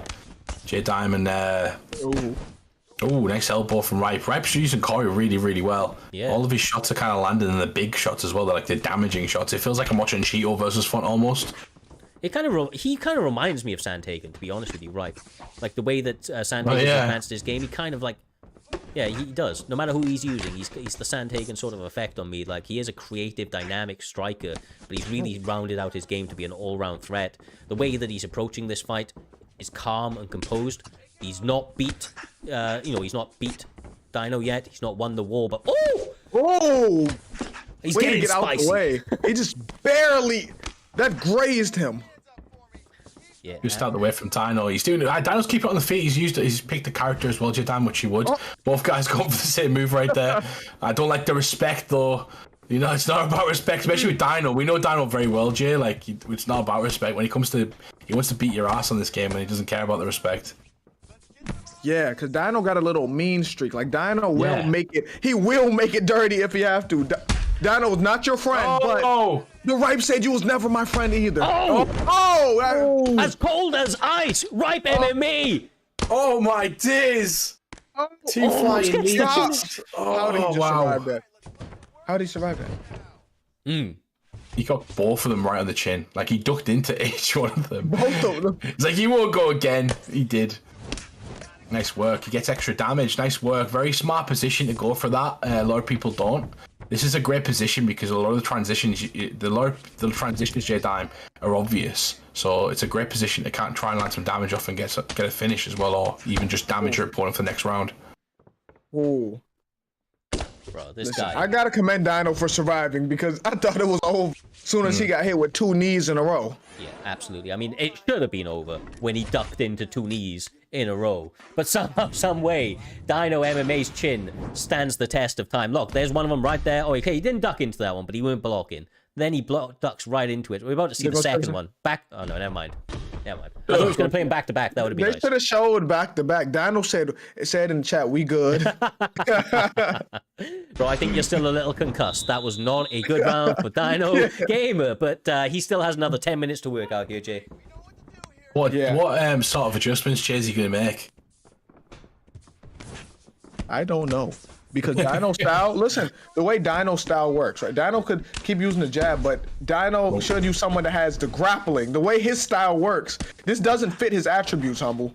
Yeah, Ripe MMA is starting to put it on him right now. It's really interesting because Ripe MMA has been a prolific striker, but I don't think we've seen him fight Dino this year. Dino's been up there as well. Like you're talking about Dino not playing the game. It's only been like a couple of weeks, maybe a month or two. Before that, he was a top tier, one of the most prolific. Yeah, one of the best competitors in prime time. So you're talking nobody loses all of the skill in 2 months, Jay. So essentially, maybe the timing. But you can tell. You don't lose your skill, you lose your timing. Like if you ever notice when you stop playing a game, the first matches you start doing something you wasn't doing before. Yeah. Like, I feel like it's much like sparring, right? Like IRL sparring. You get timing from the activity, and these guys not being as active lose a little bit of that timing. But right now God. It looks like he may have found it God. as he He's gets dead. the finish, bro. I can't believe it. That was over. hey, guess what? Guess Blink what, an eye. guys? Listen, guess what? I'm the one who bet on Dino. Wait, what was the betting odds? It said 0.5. All right, like 0. 0.5. So you're gonna win 10,000. Oh my! How much did you bet? I only bet 10. You bet 10 on 10. You winning 10,000 off 10. That's crazy. J Dime's just. Jesus Christ. Live MMA though looked amazing in that fight. I'm surprised. I didn't even see that coming. Like I feel like I blinked and it was over. A light bulb switch, right? He had hold of him and he went, "Oh, I'm a grappler, I forgot." They called me Decision Dino for a reason, and then he just was like, "Oh, actually, you're not blocking this transition. I'm gonna just punch you." God damn, man, these guys wanted to set a pace for the main card, and we can say that we definitely appreciate it. It is 7 fights of pure madness as we continue down the stretch. We will be going up next with a different Pab this time. This is Big Pab up against Breezy. This should be a really fun one, man. Big Pab burst onto the scene. He was doing really well, Wicked Spengs was. Obviously had a little bit of a setback, not so long back, but now looking to answer back up against an undefeated opponent. J-Dime, I mean, his opponent Breezy has not tasted defeat under this banner yet, and obviously he's coming into this with a lot of confidence. Yeah, I agree with this, but humble. Can I have my points, please? I'm not doing it. It's not me doing the betting. It says waiting for a result right now. I'm the only one who bet. I'm the only one who bet on time. It'll be someone. But thank you all the team as well and the staff. We have such a prolific team. We're constantly bringing people in. Brought in Baron and J Dime and Roger and myself and Swaggy and so many other different people over the last year. If you do want to be a part of the Primetime staff, Cyrus, please go to the Discord link. Give us your application, almost like a CV. Let us know what you've done in your life.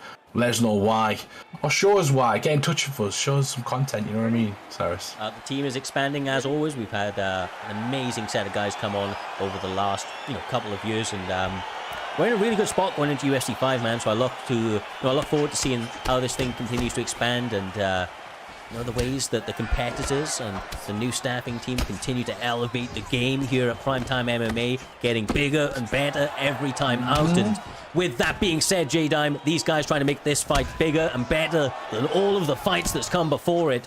Meeting in the center with a first double leg attempt. Oh, nice. I just have this bad picture in my head of Jared Cannonier beating the dog shit out of Marvin Vettori. Like, I didn't expect that, but that was his best performance to me. He's got 98 power on this game, so he's going to translate over. He's going to be able to, he's a heavyweight, isn't he, Cyrus? That's come down to middleweight, so essentially he's just ripped himself up, but punches still like a heavyweight. I'll be honest, he was a middleweight that fought at heavyweight. Okay. But yeah, like me. He the reason he could fight He was fat at heavyweight. He was fat. He wasn't even. He was not the same guy. He wasn't on no good diet. He wasn't on none of that yet. But to the point though, right? The reason he could fight that high is because this man could bang, bro. Like he has power in those hands and legs, and he looks to fully land it on the orc-shaped head of Marvin Vettori. The orc-shaped head. It is, bro. Like I actually quite like Marvin these days, to be honest with you. But he's got an interesting build for this sport. It's drop right there. He has a good chin though. Marvin does have a chin. He's got the bulldog perk as well, which means he's better when he goes forwards and sideways and not backwards, essentially. So he needs to put the pressure on. Basically, he's better when he's hunting down. It's easier said than done, Jay, though, because when you're walking into a brick wall like Jared Cannonier, it could be essentially lights out at any point. So you got to be very careful of what you're throwing and walking into. Do you see the way Jared Cannonier is built? If he punched, like, think about this. If you punch him, I feel like it's going to hurt you. We got Toby Ruins MMA putting 20 bits on Breezy. He's coming out here and showcasing exactly why there's a lot of support for him here this evening. The striking, impeccable.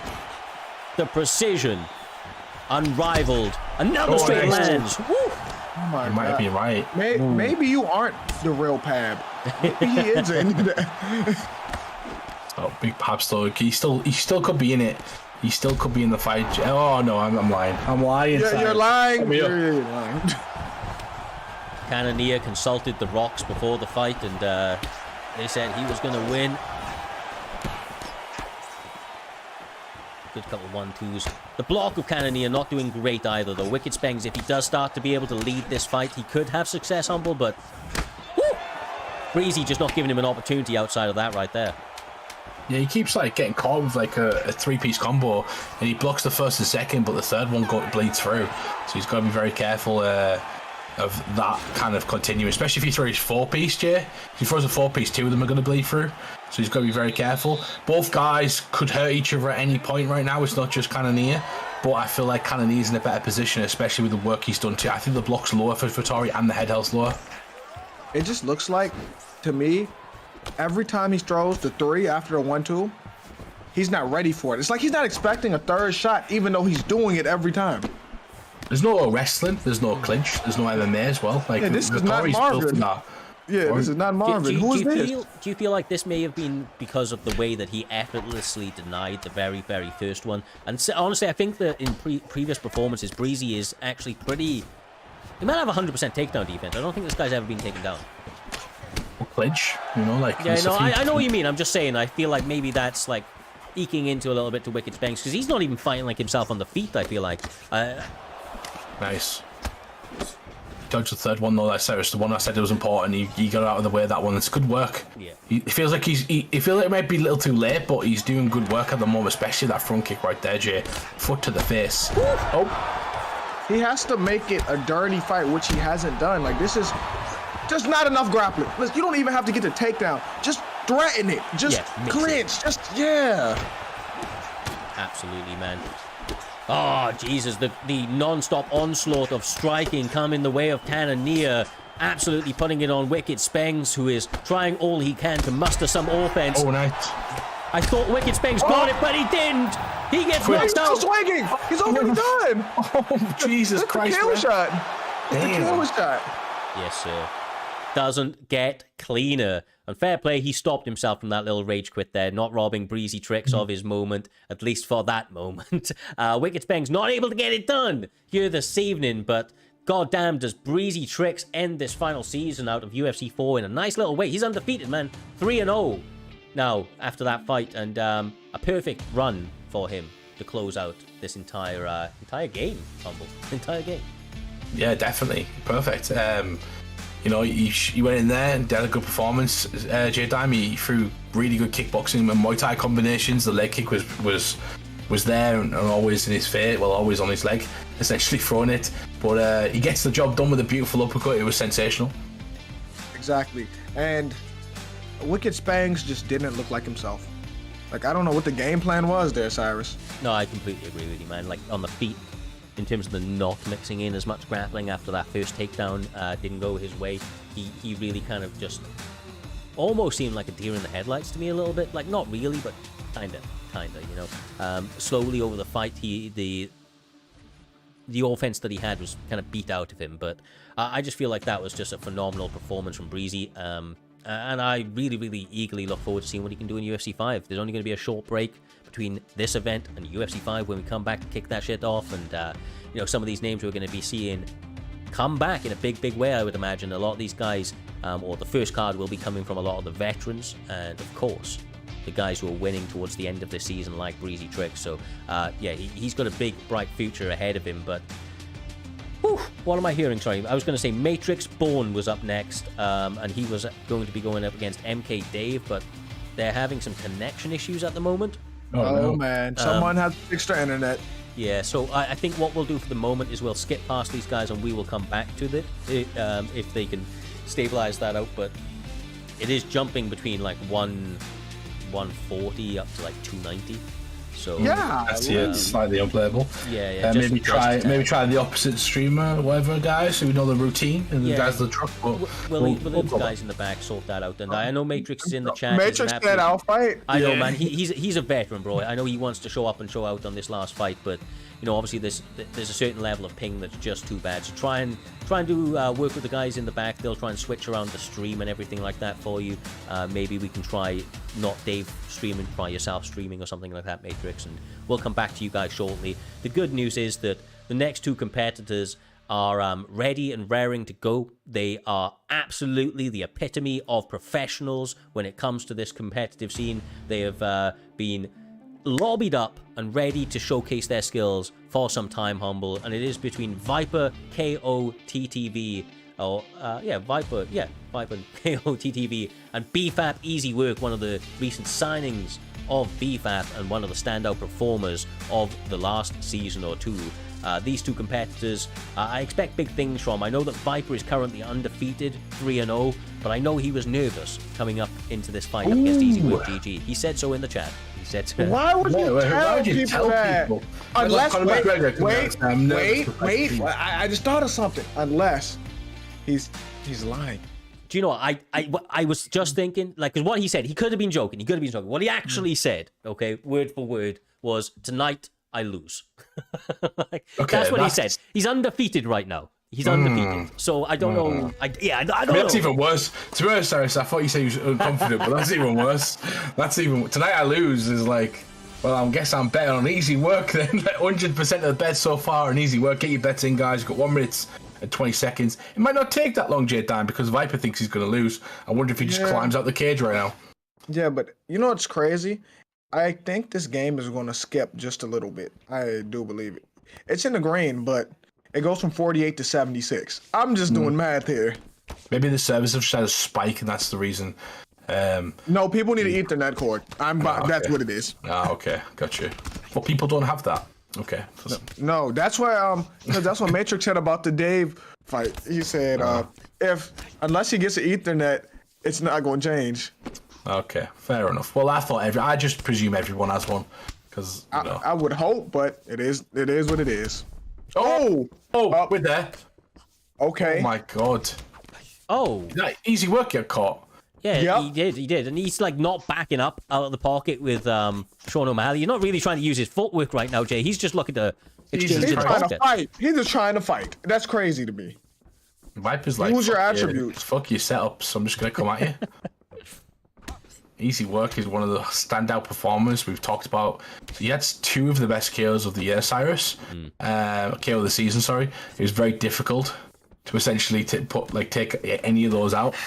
He's done fantastic. Me and Jay have both crashed for a second, so we'll be back in a second with you, Cyrus. Not a problem, brother. Hopefully Discord stays the course and comes back quickly as we see a nice little sidekick from Sugar Sean O'Malley, who is starting to utilize his range a little bit better with a big spin kick and a couple of uppercuts to the body. Viper fighting like he's a little bit nervous here this evening. He's not setting up his techniques as cleanly as he normally would, and I don't know if you saw that there, Jay, that big ducking roundhouse kick. Starting to come out, but he's showing it too many times, and I feel like it will get you caught by somebody like Easy Work. Yeah, the same trick not going to work every time. You got to mix it up eventually. That little step back, Easy Work really starting to settle into his range now, finding it with the left and the right hand. That jab being money for him to break the fourth wall at the moment. Are you guys back? Yeah, we're back. We're here. Awesome stuff. Look at that right there. Look at the cleanness, Humble, from Easy Work. Oh, nice work. It goes to the head. The stamina is going to help him massively. He tried to throw it again. He tried to throw that ducking roundhouse again. Nearly caught it as well. Nearly landed it. But he gets one back. And now Easy Work has settled into the fight. He's got his patterns. He's got his rhythm. I think Viper started really well, but he needed to change pace at one point because Easy Work will adjust J-Dime, and that's exactly what he's done. King of adjustments right there. Oh. Yeah, and now look at TJ's stamina too. Yeah. Oh. With all the teeps, the lead teeps that we're seeing out of Easy Work GG and the full array of kind of kicking that we're seeing. That combination. Nice. Bro, he's just mixing between the hands and the feet brilliantly. I feel like there's a question mark coming its way, but you never know. It may just be over sooner rather than later with the brutality that Easy Work is putting on the table right now. Yeah, Easy Work is setting himself up for another KO of the season, Jay Dime, because that's what he's known for. You can see him pulling and pushing TJ Dillashaw backwards and forwards across the octagon, trying to set him up right to the extension of his kick. He's going to throw something in this round that's going to probably put the lights out of TJ, but TJ needs to get his respect and get it early or get an early knockout, otherwise it is over. If TJ throws another ducking roundhouse, I'm leaving this desk. I'm done. I'm so serious. He's breaking his chair again, Cyrus. Yeah, exactly. Now the little comedy, you're seeing another one. Unless O'Malley puts him out, there's another one coming. no doubt. Another teep, though, spinning back fist lands Humble. No stamina, though. Like, he's just... Everything... When you've got low stamina, if you don't know, it affects you a lot less, Jay Dime, when you're throwing those shots. They still land, but they don't land with the same effect or the same power. Yeah, because them arms are starting to get heavy. Like, you don't feel the same anymore. Nice. I like it. Humble, I'm loving these lean-offs to the body and the way then he goes back to the head, whether it be with uppercuts or jumping knees. Man is dialed in. Yeah, he's starting to get his timing. He knows that this isn't going to hurt him now as well, so he can walk through it. Good body kick right there. He's trying to pin him as well, but Easy Work. Viper did a good job of circling back to the center of the octagon, but the stamina is... What happened there, J-Type? Didn't even hurt him. He's just like, whatever. That's the EPO. You forgot. USADA's about to be gone. About to be gone. TJ's back, apparently. Yeah, I heard Johnny Hendricks coming back, too. Oh, Jesus. Question, spin. It's a coming. What's coming? That's the question. What is coming? Oh. We need something tornado crazy. kick. Yeah, tornado. Like, I honestly still feel like that teep questions there if he wants it, but he's got so many options. And he knows he wants a big finish. He's got to be careful he doesn't do what Ginger did, He can't throw the fight, bro. He can't throw the fight. No, he's done so well at this point of it. 5-0 Viper. I'd be so happy. Oh! It's his chance! His opportunity! This is it! Trying to remain undefeated. Viper with 0 stamina and a dream, trying to find a finish, but he's rocked again. The body's gone. Mincemeat. But Easy Work. Oh my god. You know it's coming, Viper. He's just he's teeing him up. He's like, yep, I'm going to throw it. No, I'm not going to throw it. I'm going to throw it. He's playing basketball out there. Jeez. Easy Work. Maybe playing with it a little bit too much, but it's there for him. Nice work. Oh my gosh. Where is your stamina? He's like done. He's been done for a while. How is he hanging on? 36 seconds left. There it is. It's because Easy Work wasn't turning it up, bro. He was just waiting. He was waiting. He was trying to find something big, and then he decided enough was enough. And rest in peace. Rest in peace, brother. Easy Work GG gets his hand raised. The final time of UFC 4 on the final card, having what has been his best performance to date. Absolutely phenomenal. Going up against an undefeated opponent. Didn't look like he second-guessed himself even for a moment out here, Humble, as he walked his opponent down after some really early adversity. He found his rhythm and just put it on his opponent like nobody's business. Yeah, you just need to get used to the patterns. The problem with Viper is, and I'll explain because he's in the chat, if you go into a fight believing you're going to lose that fight, you're going to act like you're going to lose that fight. So essentially, you've got to pretend you're going to win. You're going to act like you're going to win. You've got to manifest J-Dime. Otherwise, you're going to lose. If you go into that fight believing that you're going to win it, you're going to do the right things leading up to the fight to make sure you win it. I.e., train with people, study your opponent, make sure that you know that you've got what it takes to beat him. But unfortunately, he didn't believe it, and it didn't happen. Right. He did the opposite of believing in yourself. There's a reason we say it. You got to believe in yourself. You have to. It's the same as MMA. If you don't believe in yourself and you go to a fight, Cyrus, even Chael Sonnen said, I thought I was going to lose every fight that I went into, but I told myself I was going to win. You have to. Absolutely, man. Honestly, I feel like nerves are really important. But like, sorry, one moment. I was just getting an update from the back as you guys were running down the last part of that one. So just as a little bit of an update, just because it's the final card, we are going to give this the benefit of the doubt, and we're going to see how it runs. Okay. The ping is still jumping a little bit from 170 to 200 now, so they both are wanting to continue it, and on that basis, we will attempt it. If it stays very good, lads, we will watch through the entire thing, but of course, if it's unwatchable or the stream issues, then we will have to move on. But hopefully it will stay true, because let's be real, J-Dime, MK Dave, when he's running hot, he is running hot. He is an absolute problem. One of the OGs, and he's going up against the OG of the PlayStation division in Raw Matrix, a man that's been around for a very long time, a massive supporter of the community, and a guy that's put on performance after performance under this banner. I feel like this is a beautiful way for these guys to end out their UFC 4 run. Man, which Dave are we getting is the question here. We've had a good Dave recently. We've had Dave come back and he's kind of found his form, and I feel like that first 5-5 that he had, if people don't know, he went 5-win streak, 5-loser streak, and he went on a 5-win streak again. Yeah, like crazy, and then started losing. So, but since then, I think he's gone up and down. But a top competition, he's done really well. Just Matrix has blew through people on this season. Yeah, I don't know if people are underestimating Matrix, or if there's just a lot of support in the chat for Dave right now. 15k on Dave early, with only 6 or 7k on Matrix. That's crazy to me, bro. Oh! Matrix sits him down! Wow, we're learning which Dave we're getting here. We learned. It's over. We learned which one. We didn't. That's what Matrix does. That's what Matrix does, like, to people. Like, people don't. I don't quite understand how people don't remember what Matrix has done to people. He's done that to 3 or 4 people, Cyrus. I'm sure he did. He had Blackout at one point as well.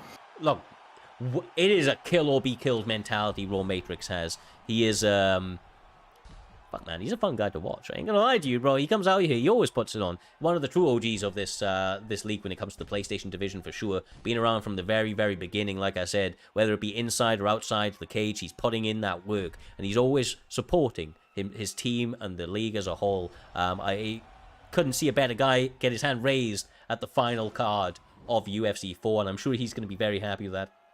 And you know what? The Raw guys are going to be very happy, as that's another W in their column going into UFC, the end of UFC 4. What remains? That's what remains. We're going to be very happy, because Raw. I'm sure what Raw exists still, or they've changed the name. Okay. But Matrix has changed to What Remains, which is the guys of Vuk and all the other guys that are in the versus that. There's a load of them, J-Dime, that are in that camp that they're trying to elevate themselves. Matrix is a great roster. They have a deep roster of fighters right now. You know, if you're fighting someone like Blackout and you're going to say, right, you're going to come and take my head off, can someone mimic that? You know, you're going to pull Matrix in against you as a sparring partner. Cyrus, very much like Carlos Condit versus GSP. GSP pulled in Wonderboy, you know, to help him train for that. So you got to pull in someone like him. So he's a great asset to have, someone who can literally blow your head off in the first round if you're not careful. Absolutely, man. Absolutely.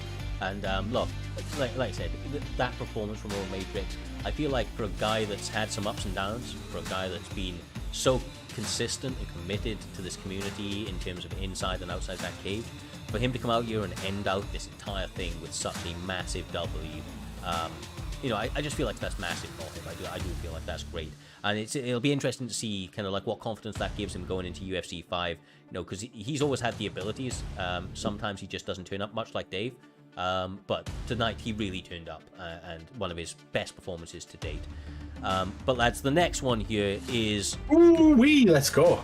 Yes, brother. For those that do not know, the winner of this next bout between What Remains of Vuk and What Remains of Red Wolf will be fighting in the main event up against NV Samurai Robin. Everybody is in envy of where he is right now, and that is at the top of the goddamn heap. He is the champion of the division in Samurai Robin. He's looking to put that on, and we're about to find out who will be going up against him. Two gentlemen from WR who have been on a murdering spree out here. Humble, I believe they're both on 4-fight win streaks, and on the side of Red Wolf, he is still undefeated. 6-1 for Vuk, 4-0 for Red Wolf, both on a 4-fight win streak. This one is going to be absolute craziness between two teammates, two competitors, and two pure savages stepping into that game. Yeah, and look at the betting line. 95% has gone on John Africa, J-Dime, Red Wolf. Essentially, that man can talk, right? We've seen him pull out some promos. Listen to me. He can sell water to a fish. He's good at talking, bro. But here's the thing about this. Vuk has a style that even if you're his teammate, it's bad for anybody. And here's the thing, right? So if Vuk were to beat John Africa, Red Wolf, does he stay in the camp? Because like imagine someone beating up Dana White in UFC, beating up the boss. You're beating up the team leader right here. So what happens if you were to do that? I mean, it's part of the game. It's an individual sport. We talk about it all the time. I would have took it personal, man. I would have left. You got. That's why you bring him in, right? Yeah. Vuk's that guy. Vuk's like, he's a scumbag, but he's your scumbag. You know what I mean? So that's he's your scumbag. That's what it is. Is your scumbag. You know, there's a person. So certain people on this game fighting a certain manner, and even not that side. It's just frowned upon to do all the certain things that Vuk does, which is MMA. Honestly, man, this guy was hated when he joined by like people I didn't even know. It was crazy. It was crazy. But you know what's really funny? You know what's really funny there, Humble, is that he's won so many people over. He's like won Dylan so Dennis. Many. Yeah, like a Dylan Dennis, brother. For sure. He just doesn't talk crap about people that much. He's quite respectful, but at the same time, he doesn't matter who you are in there. He will go in there, take his friends down, dominate them on the ground, try and submit them, be as dirty as he can, put them in crucifix. We see John Africa doing that to him right now. Maybe John Africa knows something we don't, J-Dan. He's the one who comes up with the game plan. He's the team leader. So he probably knows more than we all do right now, Cyrus. Yeah, absolutely, man. He seems like a kid that's really, really about it. Like you say, he talks the talk, and goddamn, has he walked the walk so far. Coming into this season undefeated up against a teammate that he feels that he knows intricately at this stage of UFC 4.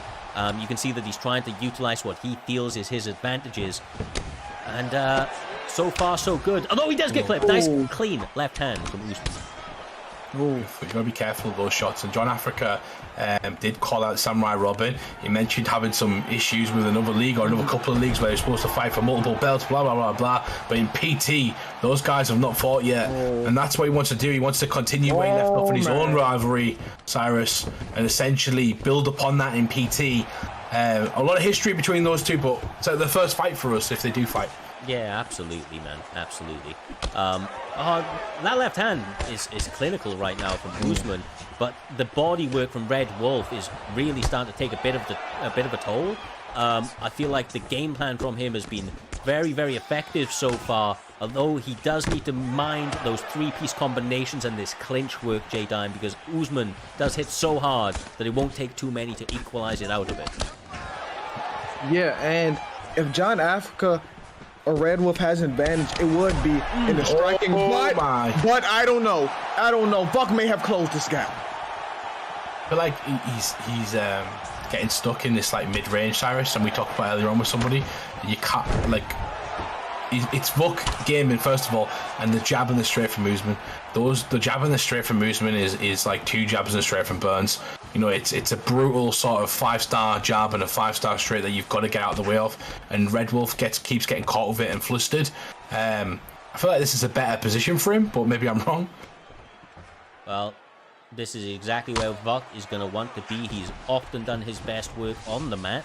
Of course, Red Wolf, not easy from any position, and when he's using Gilbert Burns, he has the rubber guard, he has submissions on his resume as well. A beautiful denial.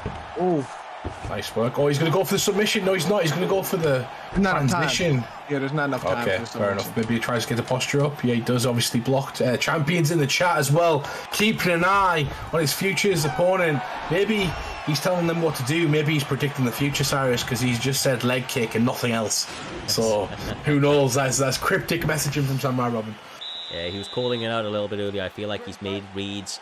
He's like you say, watching on eagerly to what these guys are going to be. Oh, Jesus, man, that missed jab was bad. Usman Vuk seems to be settling in. I don't know if Red Wolf is starting to second-guess himself or if he feels momentum is shifting, but he doesn't look as calm and as calculated as he did earlier. Whereas Vuk really seems to be settling in. He catches him. Same shot he caught with earlier on. Red Wolf needs to go back to that straight to the boy, J-Dime. Every time that Vuk was coming forward with a certain combination, he'd go to the body and just interrupt that combination, stopping him from kind of overloading on the block. But he hasn't done that in a while, and he keeps getting caught that slip straight as well. Nice combo by Gilbert Burns, but Red Wolf is not out of it though. He catches him. He's not out of it. John Africa's got him against the fence. This is a Going good. to try and maybe drag him down. But Gaiman doing a good job getting back to his feet, Cyrus. Yeah, absolutely. These guys are going back and forth in this fight. It has been a war between these two competitors as we approach the midway point of this 3-round bout. This is anybody's game still at the moment, J-Dime. They have to mind their P's and Q's across the remaining 2 minutes 50. Oh, drives. This is such a great fight, though. It is a great fight, yeah. It's a bit of everything as well, Jay. Yeah. Look at grappling, striking, everything. Oh my god. Nice work from Red Wolf there, Jay. He managed to get a denial a few times. He's on top, so the referee's going to jump in a second, so they've got to be careful. Oh. Beautiful. Oh, nice hook knee bar. Here we go. This is strong. This is a dangerous submission. He's going to get out. He's going to get into half guard still. Yeah. Still in a dangerous position. He decided to bail early, and I think it was a smart move. Didn't quite have it. But once again, he is not. He's not well out of the woods yet. Kind of a neutral spot, full guard.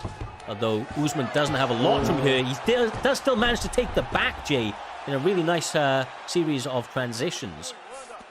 I'm just enjoying this fight as a spectator, as a fan. This is a great fight to watch right now. They're not resting on the laurels. They're denying and they're moving and they're trying to essentially keep it rolling, Cyrus. So there's no sort of stalling from either guy, even though there's a bit of like punching here and there. Both guys are trying to make transitions and reads. So it's adding for an exciting sort of roll on the floor. Yeah, absolutely, man. They're very fluid throughout these positions, utilizing fakes and jukes to move from position to position. Some of those fakes obviously allowing them to kind of prone their way to the outer of the cage as well. I just feel like this is a very high level chess battle between two high competitors as the ground and pound J-Dime is once again brutal. Neymar.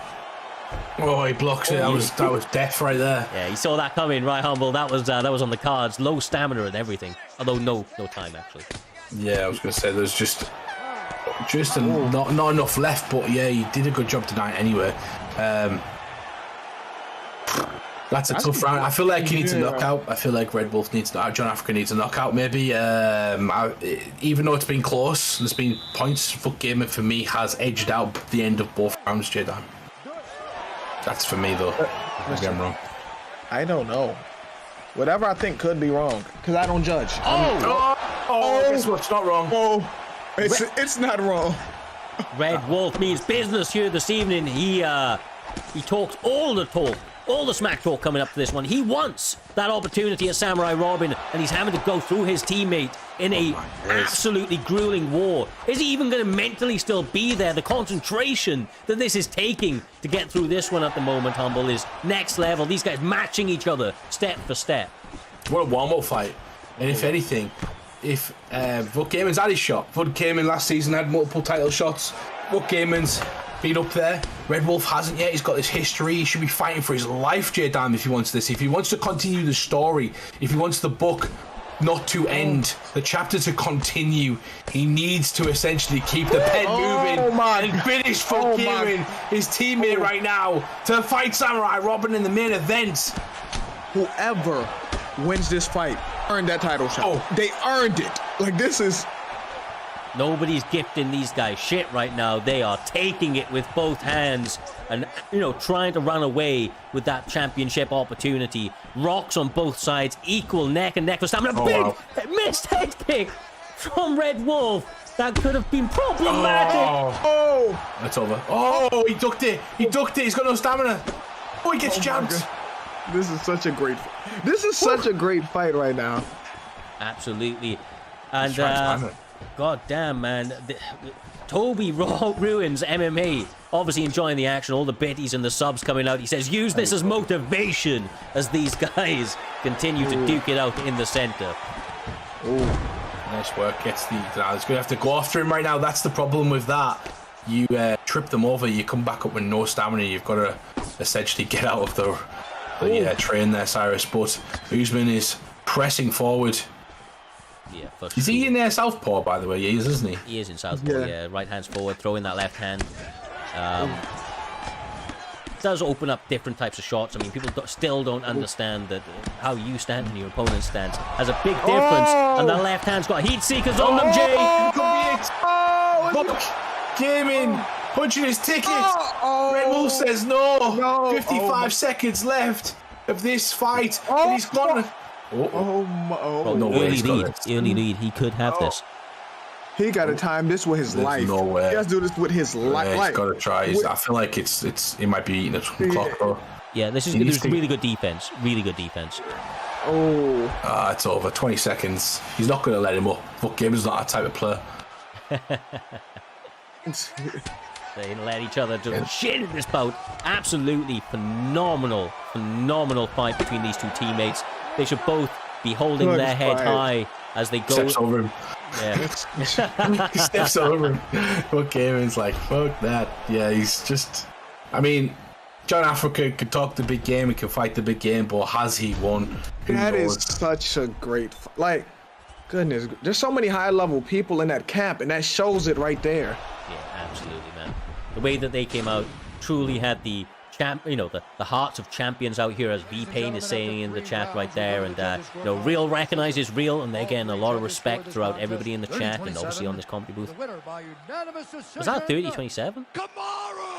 Possibly. I thought that he was down too. Wow, 30-27. Kamaru, the Nightmare. Jesus, it was a good fight. He had points. Like John Africa had great moments in the fight, but for me, when he had those moments, he was already losing. That's not a 30-27. No, we're there. Yeah, no, that was 2-1. That was not 3-0.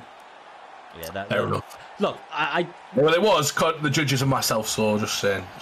Fuck the judges, but no, on a serious note, I think Buck probably won that fight from everything I'm seeing here. And yeah, I'm not saying he's not winning, right? I don't think it was 30-27. That's kind of like, that was the stickler, I suppose, on the judges. Yeah, but that's 29-28. Yeah, exactly, bro, exactly. But either way, this man punches his opportunity. We were talking about the storyline of Red Wolf and what was going on, from the wider community between these two men, but let's be real, Vuk's storyline in and of itself is another one that, you don't write them like this, man. He has had to have this opportunity dangled for him time and time again.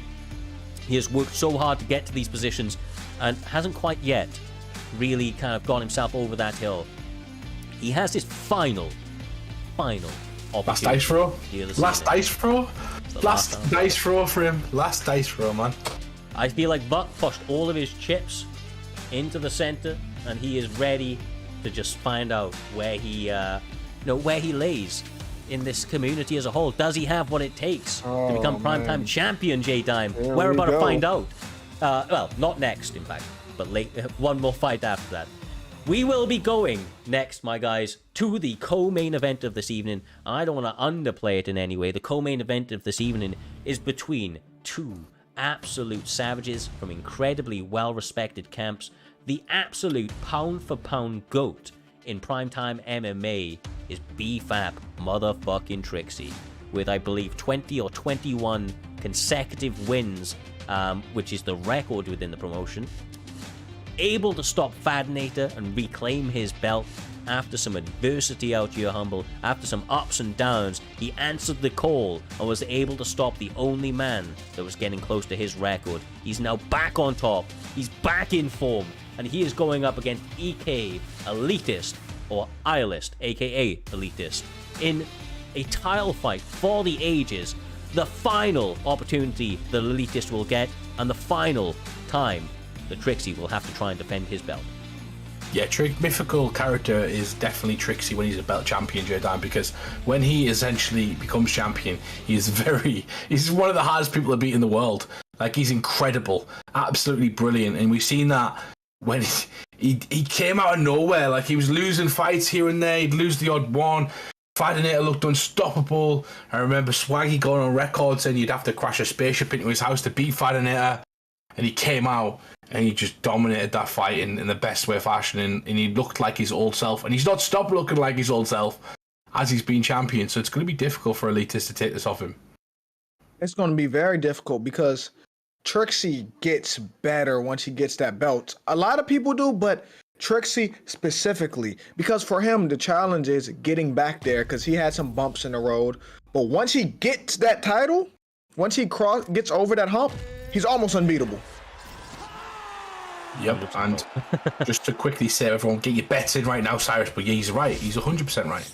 Yes, sir. But if you're a betting man, you know that the bet here is to put a little bit on Elitist, because there is 10,596 up against BFAP Trixie and now 140 on Elitist. So he's not getting support. J-Time. It'll be J-Time. It'll be J-Time. You can see his reaction. Yeah, that's 100% J-Time, bro. He's like, I'm going to bet. I'm going to sprinkle 10 on it. No. It's not even me this time, right? I'm laughing because if you didn't say nothing, it would have been me.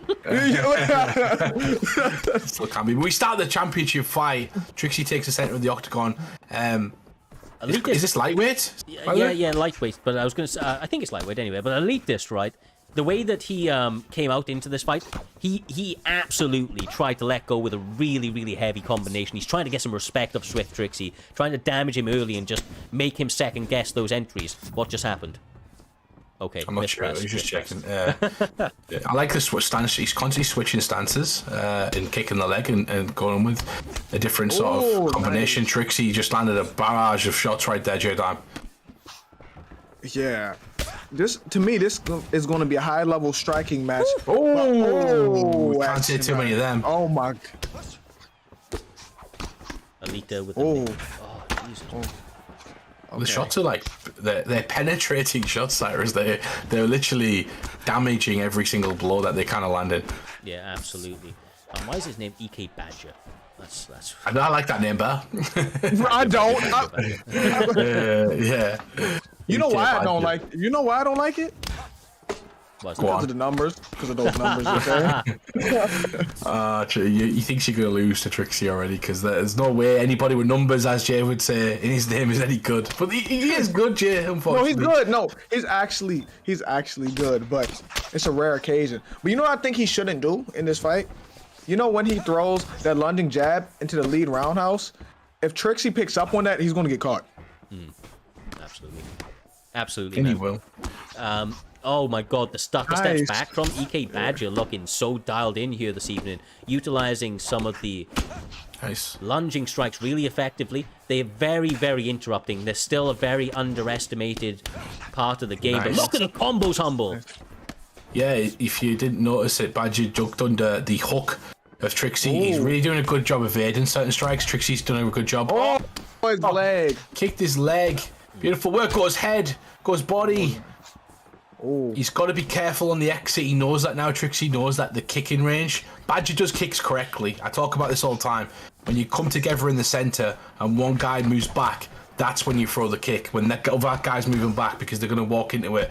And that's exactly what Badger does. He waits for the opponent to start disengaging and just throws that kick. So he's exact range, Cyrus. Yeah, absolutely. I mean, look, Samurai Robin has only said leg kick or beautiful leg kick in the last 1 hour. He absolutely is dialed in for this shit, man. And, he's appreciating the handiwork and the kickboxing, precedent that is being set in this co-main event here this evening. This is your first title fight of this evening. It is 5 rounds, and it is between two sensational competitors who, I tell you what, J-Dime, they deserve to be in this spot.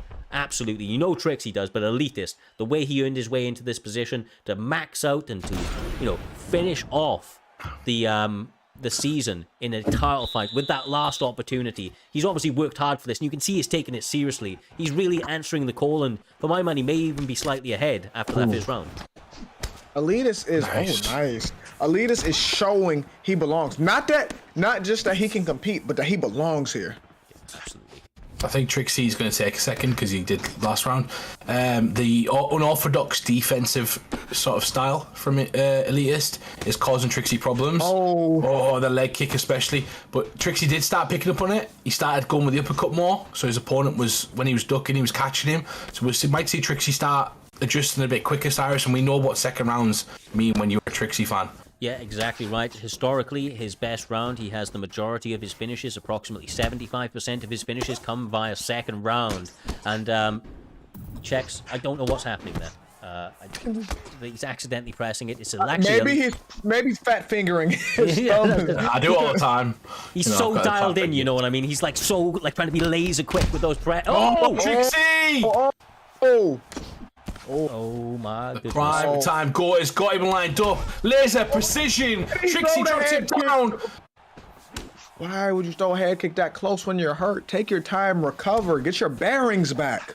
This is why he picks up the pace. Trixie this is where he's dangerous, Cyrus. When he has you hurt, he knows how to keep you hurt.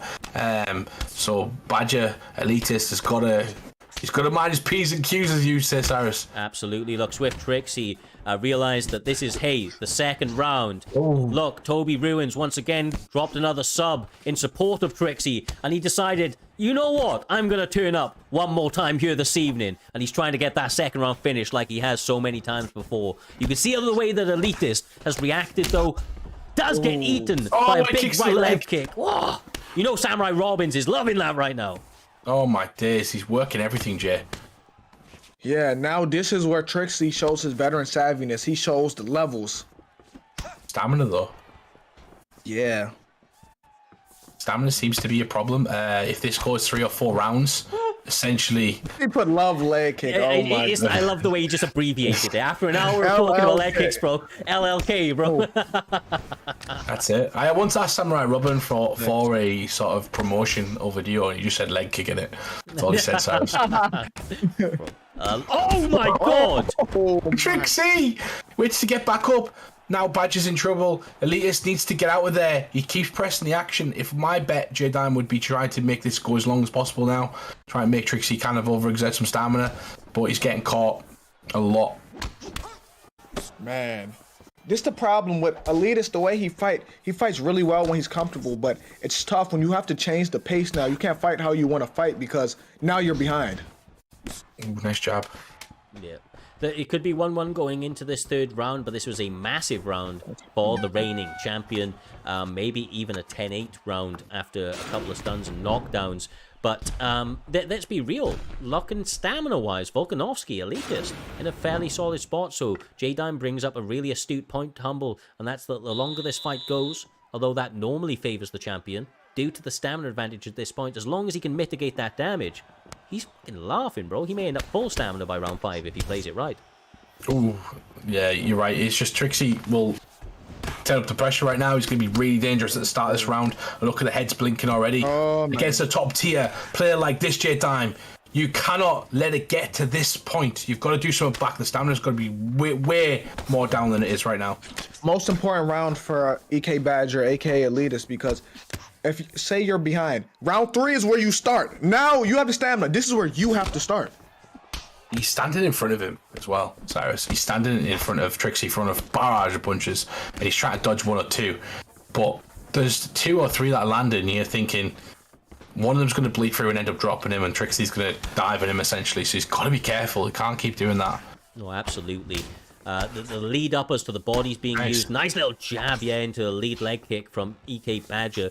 Those leg kicks could be money for him. He's just got to do it at the right range, because you know that those combinations are coming back his way if he mistimes even one of them, J-Dime, in the in the wrong sort of range. What a fight this is. Man, listen to me, guys. He needs to stop standing in front of him. He has to land and get out. Like, you can't be chest to chest with Dustin. This is... He's lunging to the body, lunging to the head. 2 in a row goes to the team. Trixie gets one back. I like his style. Like, his style's so unorthodox, but I just keep feeling like Trixie's going to bleed through with something, Cyrus. Humble, you know as well as I do, brother. This is my bag right here. I love the lunges. I truly love it. I believe in them, the effectiveness of them. The problem is that they can tax your stamina pretty much, pretty heavily. But with the pick of Volkanovski, the fact that he's such an eternal engine, and the way that EK Elitist is just being so efficient with his movements, it's still putting him in a position where he can use them well. And a beautiful leg check now has Trixie with a stun against him. Wow. Turn it around. This is a masterful turnaround from EK Elitist. I'm very, very impressed. Trixie's got to adjust now. This is a great fight, Jay. Very great fight right now. And a part of me wants him to win this round, too, because I want this to get interesting. He gets clobbered. I said I wanted him to win this round, and he got dropped. thing is though, if he manages to last this round, then the fourth and the fifth are going to be very interesting, because as long as he doesn't get knocked out, Trixie's going to have to deal with that stamina, and he looks great. Volk looks great at the start of the round. He looks great when he's got full stamina, and Trixie's kind of going from there. Yeah, absolutely. Like, for my money though, I honestly, it's too late now, but I would have recommended some grappling in this round, right? To really try to burn that stamina. But Elitist obviously has a game plan. He feels very comfortable on the feet, but his block is absolutely gonzos right now. If he lands, even if a jab lands from Dustin, that block is gone for Badger. But I think that's why he's using the lead leg kick into the straight. He's trying to be really rangy across the last couple of seconds of this round. A fight. An amazing fight. An amazing fight, Jay, so far. An amazing show of respect at the end of that round, too. But now it's time to eliminate the respect. Let's go. We hit the championship rounds, my guys, for the first time here this evening. Round number 4 between the reigning champion, Swift Trixie, trying to get a rock nice and early, and he does. Oh, this might be it, bro. Badger's got to survive. He does so. Everything goes as well. What's he going to go for? He's going for a mount. He needs to do some damage. Oh, he does. Trixie, 2 or 3 big shots to his dome right there, J-Dime. He needs to deny him with his life. Like, with his life right now. This is his moment right here. Here we go. Back to the feet. Good leg kick. Yeah, beautiful, beautiful work. The switching of stance as well, constantly changing of angles, utilizing safe head movement behind the block. You can see that it's needed as he gets clipped again. Check left hook. Or check right hook, because he's southpaw, I guess. But beautiful works, J-Dime. He just catches him coming in. Beautiful precision from Trixie. Man, Trixie is showing his veteran savviness. He's showing the levels, man. But Badger will not go out without a fight. Badger is surviving, though. Yeah, absolutely. I honestly, I'm pretty surprised with the way that Badger has come into this fight. I always knew that he was a top-level competitor, but the way that he is... answered against not just the top of the heap, but a guy that is known as the GOAT in this promotion. A Swift Trixie looks to keep that moniker. He gets another rock, he gets another knockdown, and a leg kick. Now it's he goes back to the leg. It's over. Gonna have a barrage of punches. Mount position. Can Trixie end? And he can! Look, and still, brother, and still, BFAT Trixie.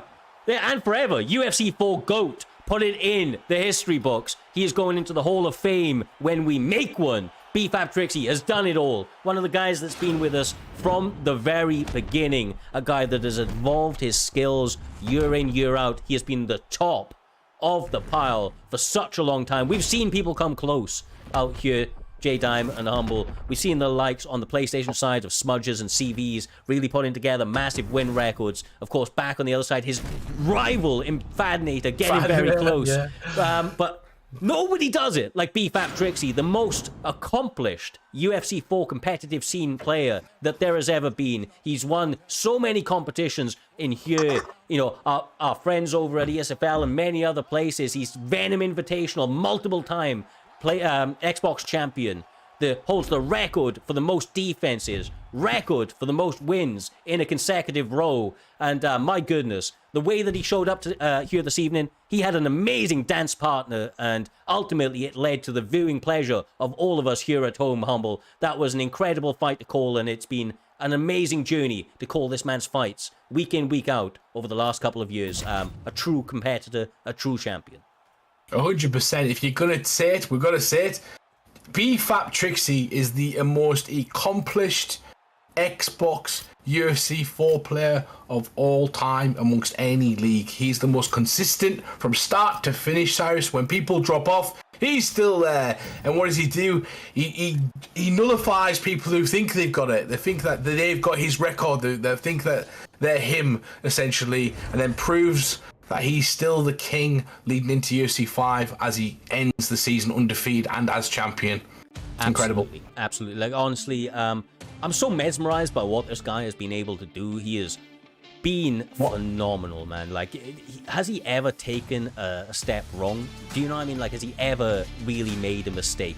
I don't know if he has, J-Dime, because even in his losses, even in his downtime, right, he always somehow finds a way to look impressive. Even in his losses, he has looked incredible, and there's not many of them. More often than not, that man gets his hand raised, and he gets his hand raised in an emphatic fashion. The fact that he has been in more 5-round title fights than any other man, and yet he still finishes most of those fights within 2 rounds, showcases and tells you the caliber of BFAP Trixie.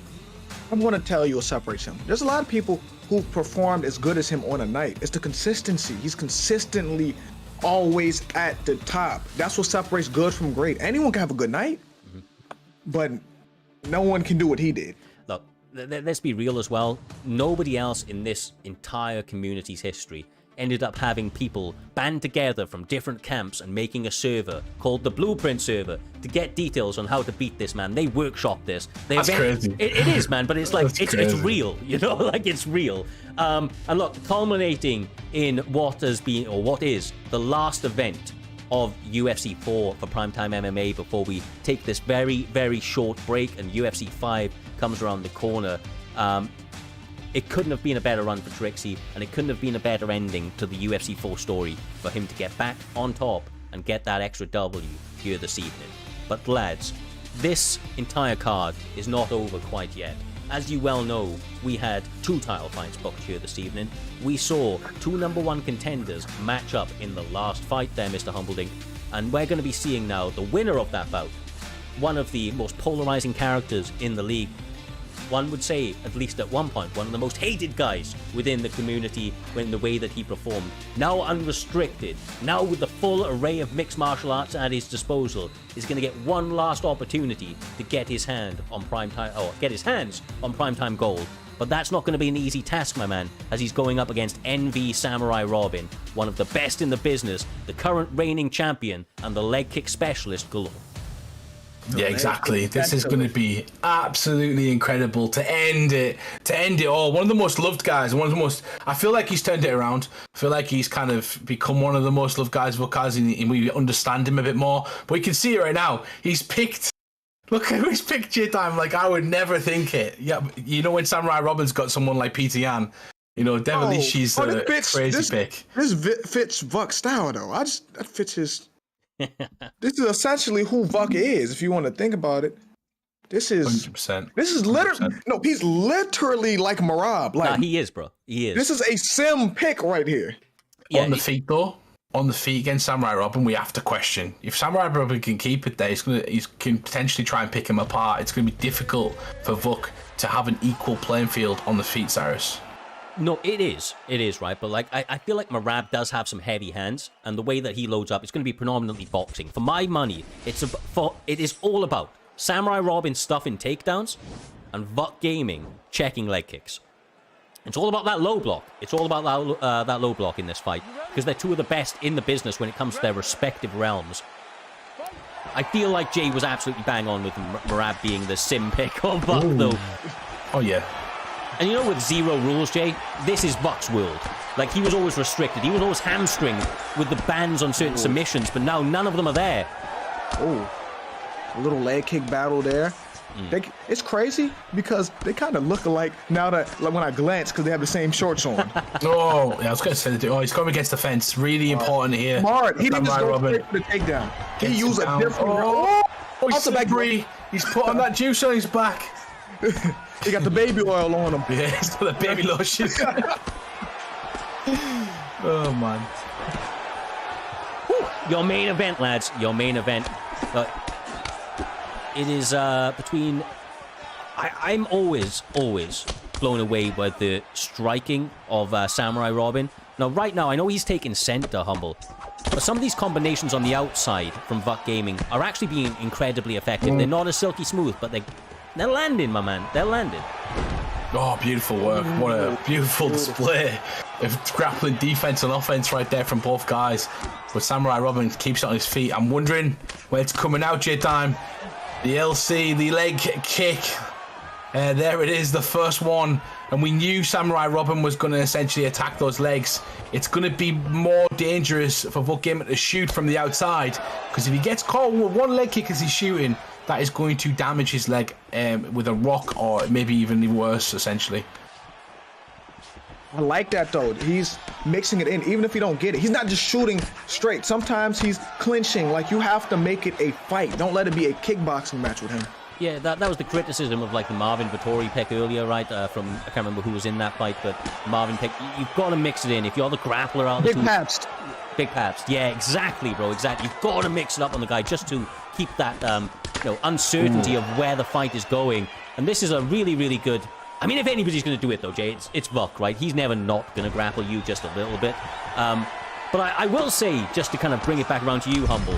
Oh, Jesus! Might not have to. No, I was going to say, I may not have to. Yeah. I was going to say that V-Pain's, when he lost to V-Pain, that might have been a blessing in disguise for Samurai Robin, because he hasn't got taken down since. This man's been impeccable, you know? It took his takedown defense and it turned it to 100. Yeah, he's been really working his ass off on that. He doesn't like to get beat. When Samurai Robin gets beat, comes back 100% better. And that's exactly what he's trying to do right now. And he's showing why he is champion as well, why he is the guy who wants to end UFC 4 at top. This guy's been around since the start as well. Maybe not in PT, but he's definitely been around in multiple leagues at the top of each of those leagues. He joined PT a bit later, Cyrus, but what a character he has. What a player he is to have in the league. Yeah, absolutely. It's been a pleasure to see his run so far. He has an opportunity to go out on top right here this evening. And, I mean, look, as interesting as this is coming towards the end now, as crazy as this fight has already been and it promises to be, it's getting me excited for UFC 5, man. Seeing these guys do their thing, knowing that the names are coming back, like Smudger and all of that, I can't wait to see it, man. I can't wait to see what these guys do. But right now, we're about to find out who is going to end out on top for UFC 4. Nice. Oh, he doesn't get it, bro. He's tried so many. He doesn't get it. I like how he's training stuff though, Jay. He's training the wrestling with the striking, which I'd like to see more in UFC. I talked about it a lot for UFC 4. I'd like to see that those transitions be blended in more because they're so important. It is important for him to chain it because you can't get him down the first try. But man. if this is what I would like to see Vuk do. I would like to see him push him back and do a takedown feint to take down, just to, not actually go for it, just to mix it up. He listened to you twice. Cyrus, come on. I was going to say, though, I do feel like unless Vuk can chain something soon, it's the beginning of the end. Samurai Robin is looking like, he smells blood out here. He has that cold killer look in his eyes, Humble, and he continues to just absolutely berate his opponent with consecutive strikes coming from different angles, different looks, and outcomes being shown. Nobody does it like this man. When he's like really dialed in, it's as technical and as proficient as it gets. It's discipline. He's a real fighter in real life. He understands what it takes to be disciplined, essentially sticking to the game plan, sticking to the basics. He loves the leg kick, like I said. There's not many people that love the leg kick. There's a lot of people that just abandon that sort of strategy. Yeah. He loves it. He loves going high-low. He loves the sort of Dutch kickboxing mentality style. But gaming is dangerous. Chain wrestling doesn't quite work. But when Vuk Gaming, his back is up against the wall, he is at his most dangerous. He really lets it all go, J-Dime. He's not afraid to go out on his shield, and he will take risks, my man. Got it. Just like he did right there. That wasn't the most clean of his takedowns, but it was the one that landed because it was a little bit off-timed, right, Jay? He's finally able to get it into his world.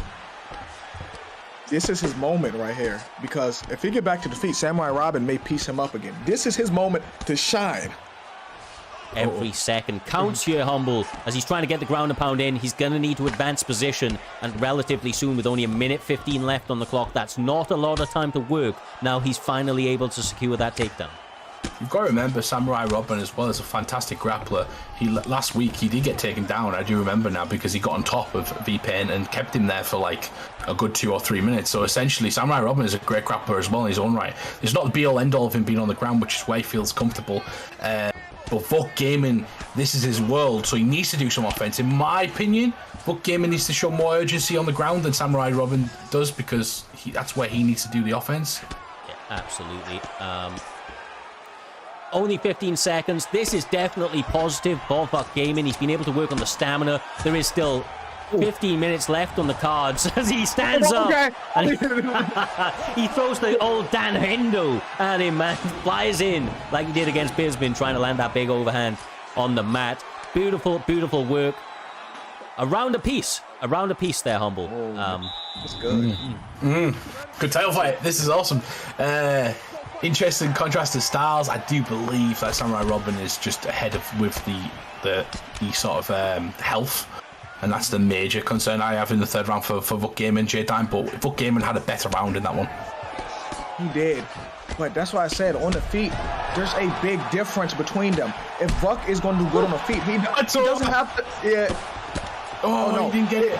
I was about to say, he has to be effective on the feet. He's never going to be as clean as Samurai Robin on the feet. But he has to find a way to be effective. Because this is an uphill battle, and it looks like Samurai Robin's about to. Oh, here we go. So, right when I say that. This is where Vuk starts to get some success, man. When he's getting a little bit wild out there, when he's not trying to out-technique the more technically proficient striker, he starts to have a lot of success. And now, let's be real, Humble. He's got 3 minutes 40 left to go in Vuk's world. This is where Vuk fucks people up. Yeah, exactly. We've seen earlier on Dino Gamer getting absolutely pummeled.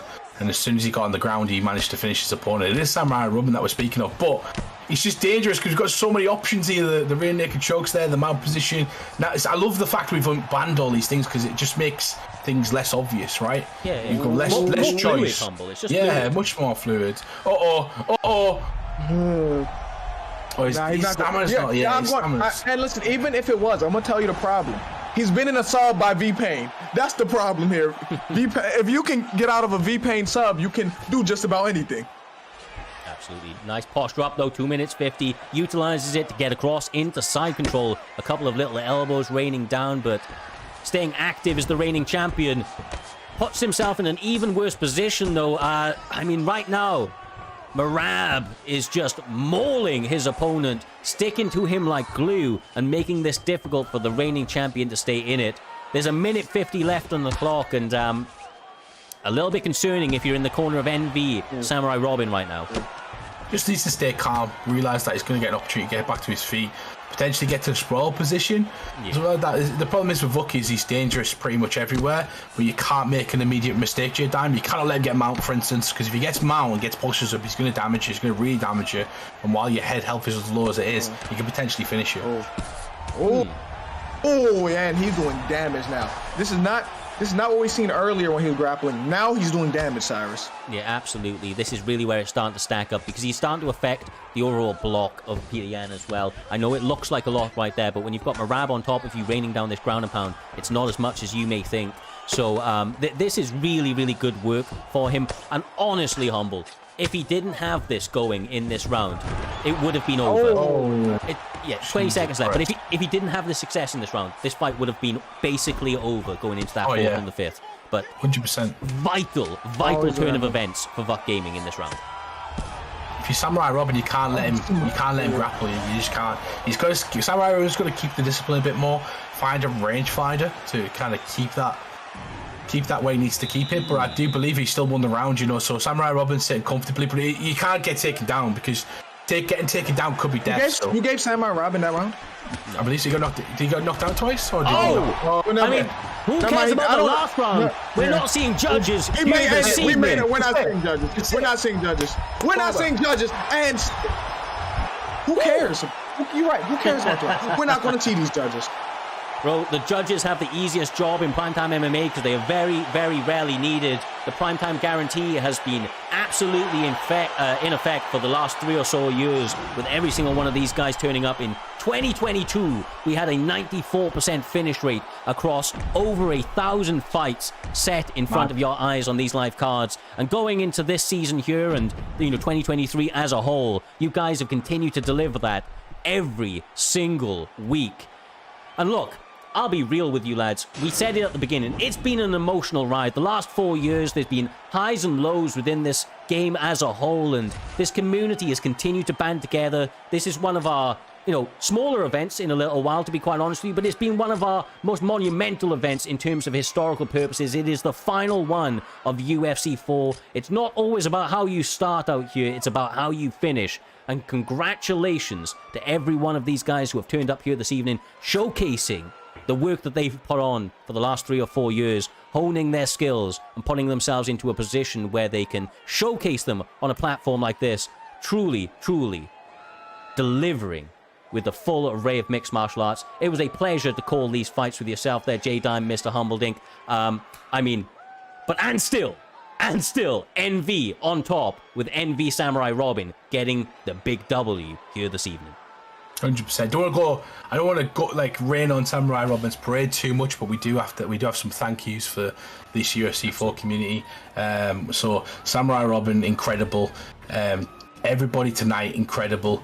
But thank you to everybody for the countless work. It's going to continue for UFC 5. Actually, it's expanding. We're doing more and more stuff. I'm going to be taking a slightly different role, doing some certain stuff. Some other people are going to be doing some slightly different stuff, and it's going to be better than ever. Please follow our socials as well if you don't already. You know, guys, we are on TikTok, we are on Twitter, we are on Instagram, we are on YouTube with PrimeTime MMA. Please do that because it will help us grow massively. But a massive thank you to you guys at home, you guys who tune in every single week, and the guys who play, because that's a lot of our audience, Cyrus and J-Dime.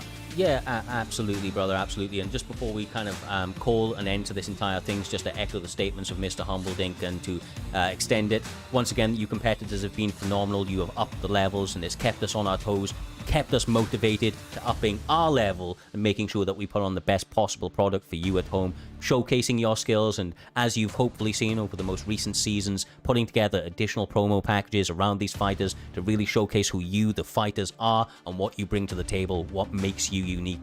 But all of that wouldn't have been possible without the amazing staffing team that we have behind us, who for especially like people like myself, Humble, who helps me run this entire thing, are absolutely instrumental to keeping this entire thing running. We have full lives, we have full-time jobs and families that we support, and we love to do this.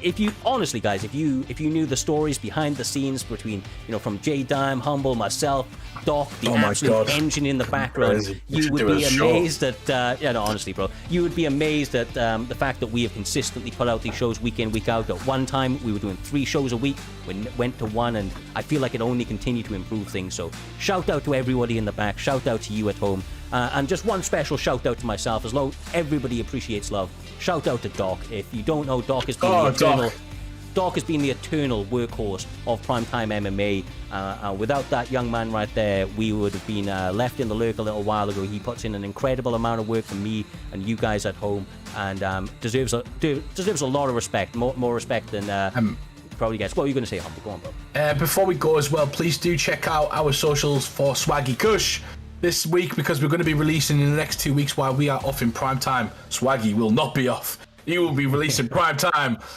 coverage and footage of breakdowns and all sorts of different stuff. So please make sure you watch those channels for Swaggy, who's joining the team. I'm not sure if J-Dime's got anything to say. Well, Roger, everybody. Yeah, thank you. No, J-Dime's done. I'm done. Listen. Because what am I going to say? Thank you guys for everything y'all done. Like, y'all already know. Like, y'all already know. Absolutely, brother. Yeah, y'all already know, man. So, look, from myself, J-Dime, Mr. Humbledink, we love you all. We appreciate the support, and we will be back in, I believe, 2 or 3 weeks now, coming back with UFC 5, kicking off all the action in the absolute style that we are known for at this point. Make sure to check out J-Dime TV on Twitch. Guy streams basically every day, weekdays. Yeah, and with a Y. Yeah, exactly. And look, check out Roger Warhol, also one of the regular commentators. Make sure to check out Dr. Swaggy Kush. We'll be giving them a little shout-outs in the chat in a moment. But until the next one, make sure to join this raid at the end. Let's push some love forward to some of the guys within the community. One of our old friends is currently streaming, so and we're just going to go through him. Rasta Nugs, let's make sure to show some love. Join the stream, and we'll be pushing that forward to Rasta. Until the next one, much love, peace out, and we'll see you in a couple of weeks for UFC 5. Peace.